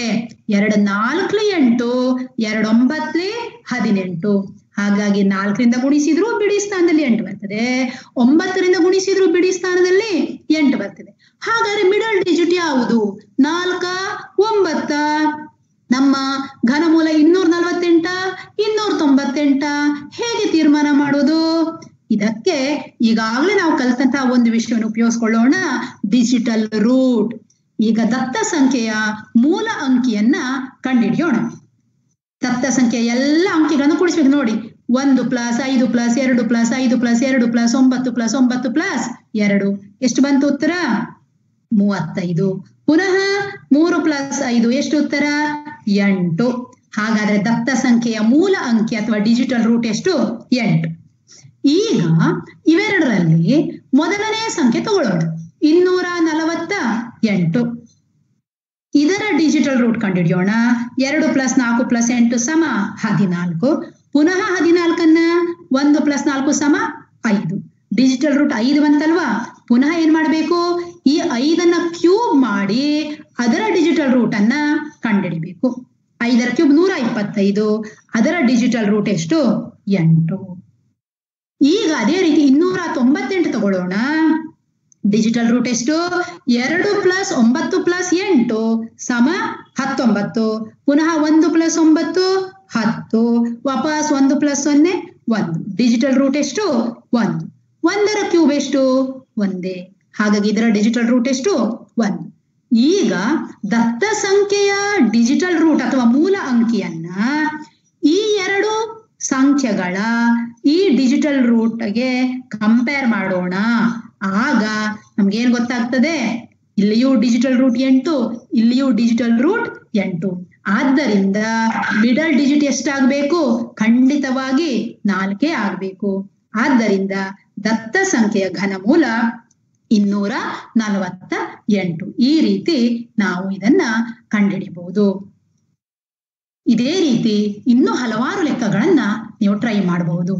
ಈಗ ಭಾಗಾಕಾರ ವಿಧಾನದಿಂದ ಘನಮೂಲವನ್ನ ಕಂಡುಹಿಡಿಯೋದು ಹೇಗೆ ಅನ್ನೋದನ್ನ ನೋಡೋಣ. ಇದು ನನ್ನ ಕೊನೆಯ ಕಾನ್ಸೆಪ್ಟ್ ನಾನು ಹೇಳ್ತಾ ಇರೋದು. ಯಾಕೆ ಭಾಗಾಕಾರ ವಿಧಾನ? ಒಂದು ಟೀಚರ್ಸ್ ಆಗಿ ನಮ್ಗೆ ಎಕ್ಸ್ಟ್ರಾ ನಾಲೆಜ್ ಇದ್ರೆ ಒಳ್ಳೇದು. ಇನ್ನೊಂದು, ಈ ರೀತಿಯ ಕೆಲವು ಸಂಖ್ಯೆಗಳನ್ನ ನಾವು ಅವಿಭಾಜ್ಯ ಅಪವರ್ತನ ಮಾಡ್ಲಿಕ್ಕೆ ಹೋದ್ರೆ ನೋಡಿ ಎಷ್ಟು ಉದ್ದ ಮಾಡ್ತಾ ಹೋಗ್ಬೇಕು, ಭಾಗಿಸ್ತಾ ಹೋಗ್ಬೇಕು. ಹಾಗಾಗಿ ಭಾಗಾಕಾರ ಕ್ರಮದಿಂದ ನಾವು ಇದನ್ನ ಹೇಗ್ ಮಾಡೋದು ನೋಡೋಣ. 1,75,616 ಇದರ ಘನಮೂಲವನ್ನ ಭಾಗಾಕಾರ ವಿಧಾನದಿಂದ ಕಂಡುಹಿಡಿಯಿರಿ. ಮೊದಲಿಗೆ ಏನ್ ಮಾಡ್ಬೇಕು? ಇದನ್ನ ಈ ರೀತಿ ಬಿಡಿ ಸ್ಥಾನದಿಂದ 3 ಅಂಕೆಗಳ ಗುಂಪಾಗಿ ಮಾಡ್ಬೇಕು. ನಾವು ವರ್ಗಮೂಲ ಕಂಡುಹಿಡುವಾಗ ಏನ್ ಮಾಡ್ತೇವೆ? ಹೀಗೆ ಬಿಡಿ ಸ್ಥಾನದಿಂದ ಆರಂಭಿಸಿ ಗುಂಪನ್ನ ಮಾಡ್ತೇವಲ್ವಾ? ಇಲ್ಲಿ 3 ಅಂಕೆಗಳ ಗುಂಪನ್ನಾಗಿ ಮಾಡ್ಬೇಕು. ಆಮೇಲೆ ವರ್ಗಮೂಲ ಮಾಡುವಾಗ ಈ ರೀತಿ ಗೆರೆ ಹಾಕೋಬೇಕು. ಈಗ ಮೊದಲನೇ ಗುಂಪು ತಗೊಳ್ಳೋಣ. 175. 175ಕ್ಕಿಂತ ಚಿಕ್ಕದಾದ ಅತ್ಯಂತ ದೊಡ್ಡ ಪೂರ್ಣಘನ ಸಂಖ್ಯೆ ಅಂದ್ರೆ 175ಕ್ಕಿಂತ ಚಿಕ್ಕದಿರ್ಬೇಕು, 175ಕ್ಕೆ ಸಮೀಪವಾದ ಪೂರ್ಣಘನ ಸಂಖ್ಯೆ. 1ರ ಘನ 1, 2ರ ಘನ 8, ಹಾಗೆ ಮಾಡ್ತಾ ಹೋದ್ರೆ 5ರ ಘನ ಎಷ್ಟು? 125. 6ರ ಘನ 216. 216 ಇದಕ್ಕಿಂತ ದೊಡ್ಡದಾಗೋಯ್ತು. ಆದ್ದರಿಂದ 5 ಬರೀತೇನೆ. 5ರ ಕ್ಯೂಬ್ ಎಷ್ಟು? 125. ಕಳೆಯೋಣ, 50 ಬಂತು. ನಾವು ವರ್ಗಮೂಲ ಕಂಡುಹಿಡಿಯುವಾಗ ಅದೇ ಸಂಖ್ಯೆ ಇಲ್ಲಿ ಮತ್ತೊಮ್ಮೆ ಬರೆದು, ಅಂದ್ರೆ ಇಲ್ಲಿ 2 ಸಲ ಆ ಅಂಕೆ ಬರೆದು ಕೂಡಿಸ್ತೇವಲ್ವಾ? ಇಲ್ಲೇನ್ ಮಾಡ್ಬೇಕು? ಆ ಅಂಕೆಯನ್ನ 3 ಸಲ ಬರೆದು ಕೂಡಿಸ್ಬೇಕು. ಘನಮೂಲವನ್ನ ಕಂಡುಹಿಡಿಯುವಾಗ ಯಾವುದರ ಕ್ಯೂಬ್ ಅಂತ ಬರಿತೇವೆಯೋ ಆ ಅಂಕೆಯನ್ನ ಇಲ್ಲಿ 3 ಸಲ ಬರೆದು ಕೂಡಿಸ್ಬೇಕು. ನಂತರ ನೆಕ್ಸ್ಟ್ ಗುಂಪನ್ನ ಕೆಳಗಡೆ ತರೋಣ. 616 ಕೆಳಗೆ ತಂದಿದ್ದೇನೆ. 50,616. ಈಗ ವರ್ಗಮೂಲ ಕಂಡುಹಿಡಿಯುವಾಗ ಏನ್ ಮಾಡ್ತೇವೆ? ನಾವು ಇಲ್ಲೊಂದು ಅಂಕೆ ಬರೀತೇವೆ, ಅದೇ ಅಂಕೆ ಇಲ್ಲಿ ಬರೀತೇವೆ, ಗುಣಿಸಿ ಇಲ್ಲಿ ಬರೀತೇವೆ. ಇಲ್ಲಿ ಸ್ವಲ್ಪ ಡಿಫರೆಂಟ್ ಆಗಿದೆ. ಹೇಗೆ ನೋಡೋಣ. 15 5 ಎಷ್ಟು? 15 5 75. ಈ 75ನ್ನ ಎಷ್ಟರಿಂದ ಗುಣಿಸಿದ್ರೆ 506ರಿಂದ ಅದು ಹೋಗ್ತದೆ ಅಂತ ನೋಡ್ಬೇಕು. ಆಗ 15 5 75, 75 6 ಎಷ್ಟು? 450. ಅದು ಹೋಗ್ತದೆ ಇಲ್ಲಿ. ಅದೇ 75 7 ತಗೊಂಡ್ರೆ ನಮ್ಗೆ 506ಕ್ಕಿಂತ ದೊಡ್ಡ ಸಂಖ್ಯೆ ಸಿಕ್ಬಿಡ್ತದೆ. ಆದ್ದರಿಂದ ನಾವು ಎಷ್ಟನ್ನ ಬರೆಯೋಣ? 6ಅನ್ನ ಬರೆಯೋಣ ಎರಡು ಕಡೆ. ಹೇಗೆ ಬಂತು 6? ಈ 15ಅನ್ನ 5ರಿಂದ ಗುಣಿಸ್ಕೊಳ್ಳೋದು. 15 5 75 ಬಂತು. ಕೊನೆಯ 2 ಸ್ಥಾನ ಬಿಟ್ಟು ಉಳಿದ ಅಂಕೆಗೆ 75ರಿಂದ ಭಾಗಿಸ್ಬೇಕು. ಎಷ್ಟರಿಂದ ಹೋಗ್ತದೆ? ಅದುವೇ ಮುಂದಿನ ಡಿಜಿಟ್. ಈಗ ಕೆಳಗಡೆ ಯಾವ ಅಂಕೆ ಬರೀಬೇಕು ನೋಡೋದು ಹೇಗೆ ನೋಡೋಣ. ಈಗಾಗಲೇ ಹೇಳಿದಾಗೆ 3 ಸಲ ಬರೆಯೋಣ 6ಅನ್ನ. ಈಗ ಏನ್ ಮಾಡ್ಬೇಕಂದ್ರೆ 15, ಈ 15 ಗುಣಿಸು 6, ಈ 6 ಗುಣಿಸು 5, ಈ 5 ಹಿಂದಿನ ಡಿಜಿಟ್, ಗುಣಿಸು 100. ಇಷ್ಟು ಮಾಡೋಣ. ಎಲ್ಲದಕ್ಕೆ ಗುಣಿಸು 100 ಮಾಡಲೇಬೇಕು. ಯಾಕಂತ ಮತ್ತೆ ಹೇಳ್ತೇನೆ. 45,000 ಮತ್ತೆ ಏನ್ ಮಾಡಿದ್ದೇವೆ? 15 ಗುಣಿಸು 6 ಗುಣಿಸು 5 ಗುಣಿಸು 100 45,000 ಬಂತು. ಈಗ 156 ಗುಣಿಸು 6 ಗುಣಿಸು 6 ನೋಡಿ 156 ಗುಣಿಸು 6 ಗುಣಿಸು 6 ಮಾಡಿದ್ದೇನೆ. ಎಷ್ಟು ಬಂತು? 5,616 ಬಂತು. ಇವೆರಡನ್ನು ಕೂಡಿಸ್ಬಿಡೋಣ. 50,616 ಬಂತು. ಇದನ್ನೇ ನಾವಿದರ ಕೆಳಗೆ ಬರೀಬೇಕು. ಕಳೆದಾಗ ಶೇಷ ಎಷ್ಟು ಬಂತು? 0 ಬಂತು. ಆದ್ದರಿಂದ ದತ್ತ ಸಂಖ್ಯೆಯ ಘನಮೂಲ 56 ಬಂತು. ಮಕ್ಕಳಿಗೆ ಹೇಳ್ಕೊಡೋದಾದ್ರೆ ಇಷ್ಟು ಹೇಳ್ಕೊಟ್ರು ಸಾಕು. ಆದ್ರೆ ನಾವು ಟೀಚರ್ಸ್ ಆಗಿ ಇದು ಹೇಗೆ ವರ್ಕೌಟ್ ಆಗತ್ತೆ, ಇದರ ಹಿಂದಿರೋ ಪ್ರಿನ್ಸಿಪಲ್ ಏನು ಅನ್ನೋದನ್ನ ಸ್ವಲ್ಪ ತಿಳ್ಕೊಂಡು ಬಿಡೋಣ. ಇಲ್ಲಿ ಸಿ ಎಂಬುದನ್ನ ಜನರಲೈಸೇಷನ್ ಫಾರ್ಮ್ ಅನ್ನ ನಾವು ಬರೆಯೋಣ. ಸಿ ಎಂಬುದು ಒಂದು ಪೂರ್ಣ ಘನ ಸಂಖ್ಯೆ ಅಂತ ಇಟ್ಕೊಳ್ಳೋಣ. ಎ ಬಿ ಅನ್ನುವಂತ 2 ಡಿಜಿಟ್ ನ ಸಂಖ್ಯೆ ಅದರ ಘನಮೂಲ ಅಂತ ಇಟ್ಕೊಳ್ಳೋಣ. ಅಂದ್ರೆ ಎ ಬಿ ಅಂದ್ರೆ ಏನು? ಎ ಅನ್ನೋದು 10ರ ಸ್ಥಾನ, ಅದರ ಸ್ಥಾನ ಬೆಲೆ ಎಷ್ಟು? 10a. ಬಿ ಎಂಬುದು ಬಿಡಿ ಸ್ಥಾನ, ಹಾಗಾಗಿ ಅದರ ಬೆಲೆ ಬಿ. ಹಾಗಾಗಿ 10a ಪ್ಲಸ್ ಬಿ ಎಂಬುದು ಸಿ ಎಂಬ ಪೂರ್ಣ ಘನ ಸಂಖ್ಯೆಯ ಘನಮೂಲ ಅಂತ ಇಟ್ಕೊಳ್ಳೋಣ. ಅಂದ್ರೆ ನಮ್ಮ ಈ ಲೆಕ್ಕದೊಟ್ಟಿಗೆ ಕಂಪೇರ್ ಮಾಡ್ತಾ ನಾವು ಜನರಲೈಸೇಷನ್ ಮಾಡೋಣ. ಈ ಲೆಕ್ಕದಲ್ಲಿ ಪೂರ್ಣ ಘನ ಸಂಖ್ಯೆ ಸಿ ಅಂದ್ರೆ ಯಾವುದು? 1,75,616. ಎ ಬಿ, ಎ ಅಂದ್ರೆ 5, ಬಿ ಅಂದ್ರೆ 6 ಅಂತ ಇಟ್ಕೊಳ್ಳೋಣ. ಆದ್ದರಿಂದ ಘನಮೂಲ ಸಿ ಸಮ ಏನಾಯ್ತು? 10a ಪ್ಲಸ್ ಬಿ ಆಯ್ತು. ಎರಡೂ ಕಡೆ ಪೂರ್ಣ ಘನ ಮಾಡೋಣ. ಏನಾಯ್ತಾಗ? ಸಿ ಸಮ 10a ಪ್ಲಸ್ ಬಿ ಯ ಹೋಲ್ ಕ್ಯೂಬ್ ಆಯ್ತು. ಈಗ a plus B whole cube ಪ್ರಕಾರ ವಿಸ್ತರಿಸೋಣ. 10a whole cube a cube plus 3a square B plus 3a ಅಂದ್ರೆ 10a, a B square plus B cube ಆಯ್ತು. ಸಮ ಏನಾಯ್ತು? 10a ಹೋಲ್ ಕ್ಯೂಬ್ ಅಂದ್ರೆ 1000a cube plus 3 into 10a whole square ಅಂದ್ರೆ 10a into 10a 2 ಸಲ ಗುಣಿಸಿದ್ದೇವೆ into B. ಉಳಿದದೆಲ್ಲ ಹಾಗೇನೆ ಇದೆ. ಈಗ 1000a ಕ್ಯೂಬ್ ಅನ್ನ ಸಮಚಿಹ್ನೆ ಎಡಕ್ಕೆ ತರೋಣ. C minus 1000a cube is equal to ಉಳಿದದ್ದು ಇದ್ದ ಹಾಗೆ ಇದೆ. ಆಕ್ಚುಲಿ ನಾವಿಲ್ಲಿ ಮಾಡಿದ್ದೇನು ನೋಡಿ, ಸಿ ಅಂದ್ರೆ ಇದು ಈ ಸಂಖ್ಯೆ ಮೈನಸ್ ಎ ಅಂದ್ರೆ 5, ಎ ಕ್ಯೂಬ್ 125 ಮಾಡಿದ್ದೇವೆ. ಕಳೆದು ಮತ್ತೆ ಮುಂದಿನ ಗುಂಪು ಕೆಳಗಿಳಿಸಿದ್ದೇವೆ, ಆಗ ಇಷ್ಟು ಸಿಕ್ಕಿದೆಯಲ್ವಾ. ಆದ್ರೆ ಆಕ್ಚುಲಿ ನಾವು ನಿಜವಾಗಿ ಮಾಡ್ತಾ ಇರೋದು ಏನಂದ್ರೆ, ಇಲ್ಲಿ ಎ ಕ್ಯೂಬ್ ಅಂದ್ರೆ 5ರ ಕ್ಯೂಬ್ ಅಲ್ಲ, ಇದರ ಸ್ಥಾನ ಬೆಲೆ 50 ಆಗ್ತದೆ ನೋಡಿ. ಇಲ್ಲಿ 1000 ಇಂಟು ಎ ಕ್ಯೂಬ್ ನಾವು ಮಾಡಿದ್ದು, ಅಂದ್ರೆ ಇಲ್ಲಿ 125 ಇಂಟು 1000. ಇಲ್ಲಿ ಮುಂದೆ 3 0 ಬರ್ತದೆ. ಆ 3 0 ಕಳೆದ್ರೆ ನಮ್ಗೆ ಇದೇ ಸಂಖ್ಯೆ ಸಿಗೋದು. ನಾವು ಸುಲಭ ಆಗ್ಲಿ ಅಂತ ಹೇಳಿ ಈ ರೀತಿ ಮಾಡಿ ಮುಂದಿನ ಗುಂಪನ್ನ ಕೆಳಗಿಳಿಸುವ ಕ್ರಮವನ್ನ ಅನುಸರಿಸಿದ್ದೇವೆ. ಹಾಗಾದ್ರೆ ದತ್ತ ಸಂಖ್ಯೆಯಿಂದ 1000a ಕ್ಯೂಬ್ ಅನ್ನ ಕಳೆದಾಗ ನಮ್ಗೆ ಸಿಗೋದು ಈ ಸಂಖ್ಯೆ. ಇದು ಯಾವುದಕ್ಕೆ ಸಮ? ಈ ಸಂಖ್ಯೆ ಕಳೆದಾಗ ಸಿಗುವ ಈ ಬಲಭಾಗಕ್ಕೆ ಸಮ.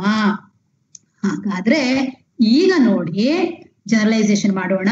3 ಇಂಟು ಎ 3a ಇಂಟು ಈ ಬಿ ಬರಿತಾ ಇದ್ದೇನೆ, ಇಂಟು ಇನ್ನೊಂದು ಎ ಎಕ್ಸ್ಟ್ರಾ ಇರೋದು ಬರಿತಾ ಇದ್ದೇನೆ. 10 10 100 ಆಯ್ತು. ಈಗ ಇದರಲ್ಲಿ ಎರಡನೇ ಪದದಲ್ಲಿ ಬಿ ಸ್ಕ್ವೇರ್ ಅನ್ನ ಕಾಮನ್ ನಾವು ಹೊರಗೆ ತಗೊಳ್ಳೋಣ. ಬಿ ಸ್ಕ್ವೇರ್ ಅನ್ನು ಹೊರಗೆ ತಗೊಂಡ್ರೆ ಏನು ಉಳಿತು? ಇಲ್ಲಿ 30a ಪ್ಲಸ್ ಬಿ ಕ್ಯೂಬ್ ಅಲ್ಲಿ ಬಿ ಸ್ಕ್ವೇರ್ ಅನ್ನು ಹೊರಗೆ ತಗೊಂಡ್ರೆ ಏನು ಉಳಿತು? ಬಿ ಉಳಿತು. ಹಾಗಾಗಿ ಈ ರೀತಿ ಬಂತು. ಈಗ ನಾವು ಯಾಕೆ ಈ ರೀತಿ ಮಾಡಿದ್ದು ಅಂತ ನೋಡೋಣ. 3a ಎ ಅಂದ್ರೆ 5, 3a ಅಂದ್ರೆ ಎಷ್ಟು? 15. ಬಿ ಗುಣಿಸು ಬಿ, ಬಿ ಅಂದ್ರೆ ಎಷ್ಟು? 6. ಅದೇ ಕಲರ್ ಅಲ್ಲಿ ಬರ್ದಿದೆ ನೋಡಿ. ಇಂಟು ಎ ಅಂದ್ರೆ ಎಷ್ಟು? 5 ಇಂಟು 100. ಯಾವ 100 ಅದು? ಈ 100. ನಾವು ಸ್ಥಾನ ಬೆಲೆಯನ್ನ ತಗೊಂಡಾಗ ಈ 10 100 ಅನ್ನೋದು ಸಿಗ್ತದಲ್ವಾ, ಇದು 600. ಮಾಡಿದಾಗ ಇಷ್ಟು ಬಂತಲ್ಲ ಉತ್ತರ. ಇದು ಪ್ಲಸ್ ಇದಕ್ಕೆ ಏನೇನು ಕೂಡಿಸ್ಬೇಕು? 30a plus B. ಎ ಇದ್ದಲ್ಲಿ 5 ಹಾಕಿ, ಬಿ ಇದ್ದಲ್ಲಿ 6 ಹಾಕಿ. 30 ಇಂಟು 5 150 ಪ್ಲಸ್ 6 156 ಆಯ್ತು. ಅದೇ 156 ಇಲ್ಲಿ ಬರ್ದಿರೋದು. 156 ಇಂಟು ಏನಿದೆ? ಬಿ ಸ್ಕ್ವೇರ್ ಇದೆ. ಬಿ ಅಂದ್ರೆ ಎಷ್ಟು? 6. 6 ಇಂಟು 6 ಬಿ ಸ್ಕ್ವೇರ್ ಇದೆ. ಅದನ್ನ ಕೂಡಿಸಿ ನಾವು ಬರ್ದಿದ್ದೇವೆ. ಈ ರೀತಿ ನಾವು ಭಾಗಾಕಾರ ಕ್ರಮವನ್ನು ಕಂಡುಹಿಡಿಲಿಕ್ಕೆ ಏನನ್ನು ಉಪಯೋಗಿಸ್ಕೊಂಡಿದ್ದೇವೆ? ಆಧಾರ 10ರ ವಿಸ್ತರಣೆಯನ್ನು ಉಪಯೋಗಿಸ್ಕೊಂಡಿದ್ದೇವೆ. ಅಷ್ಟೇ ಅಲ್ಲ, a+b² ಸಮ a³ + 3a² b + 3ab² + b³ ಸೂತ್ರವನ್ನು ಕೂಡ ಉಪಯೋಗಿಸ್ಕೊಂಡಿದ್ದೇವೆ. ಈ 2 ಅಂಶಗಳನ್ನು ಉಪಯೋಗಿಸ್ಕೊಂಡು ನಾವು ಭಾಗಾಕಾರ ಕ್ರಮದಿಂದ ಒಂದು ಪೂರ್ಣ ಘನ ಸಂಖ್ಯೆಯ ಘನಮೂಲವನ್ನು ಕೂಡ ಕಂಡುಹಿಡಿಲಿಕ್ಕೆ ಸಾಧ್ಯ ಇದೆ. ನಾವು ಈ ರೀತಿ ಒಂದು ಆಕ್ಟಿವಿಟಿಯನ್ನ ಮಕ್ಕಳಿಗೆ ಕೊಡಬಹುದು. ಕ್ಯೂಬ್ ರೂಟ್ ಟೈಮ್ ಅಥವಾ ಕ್ಯೂಬ್ ರೂಟ್ ಕ್ಲಾಕ್.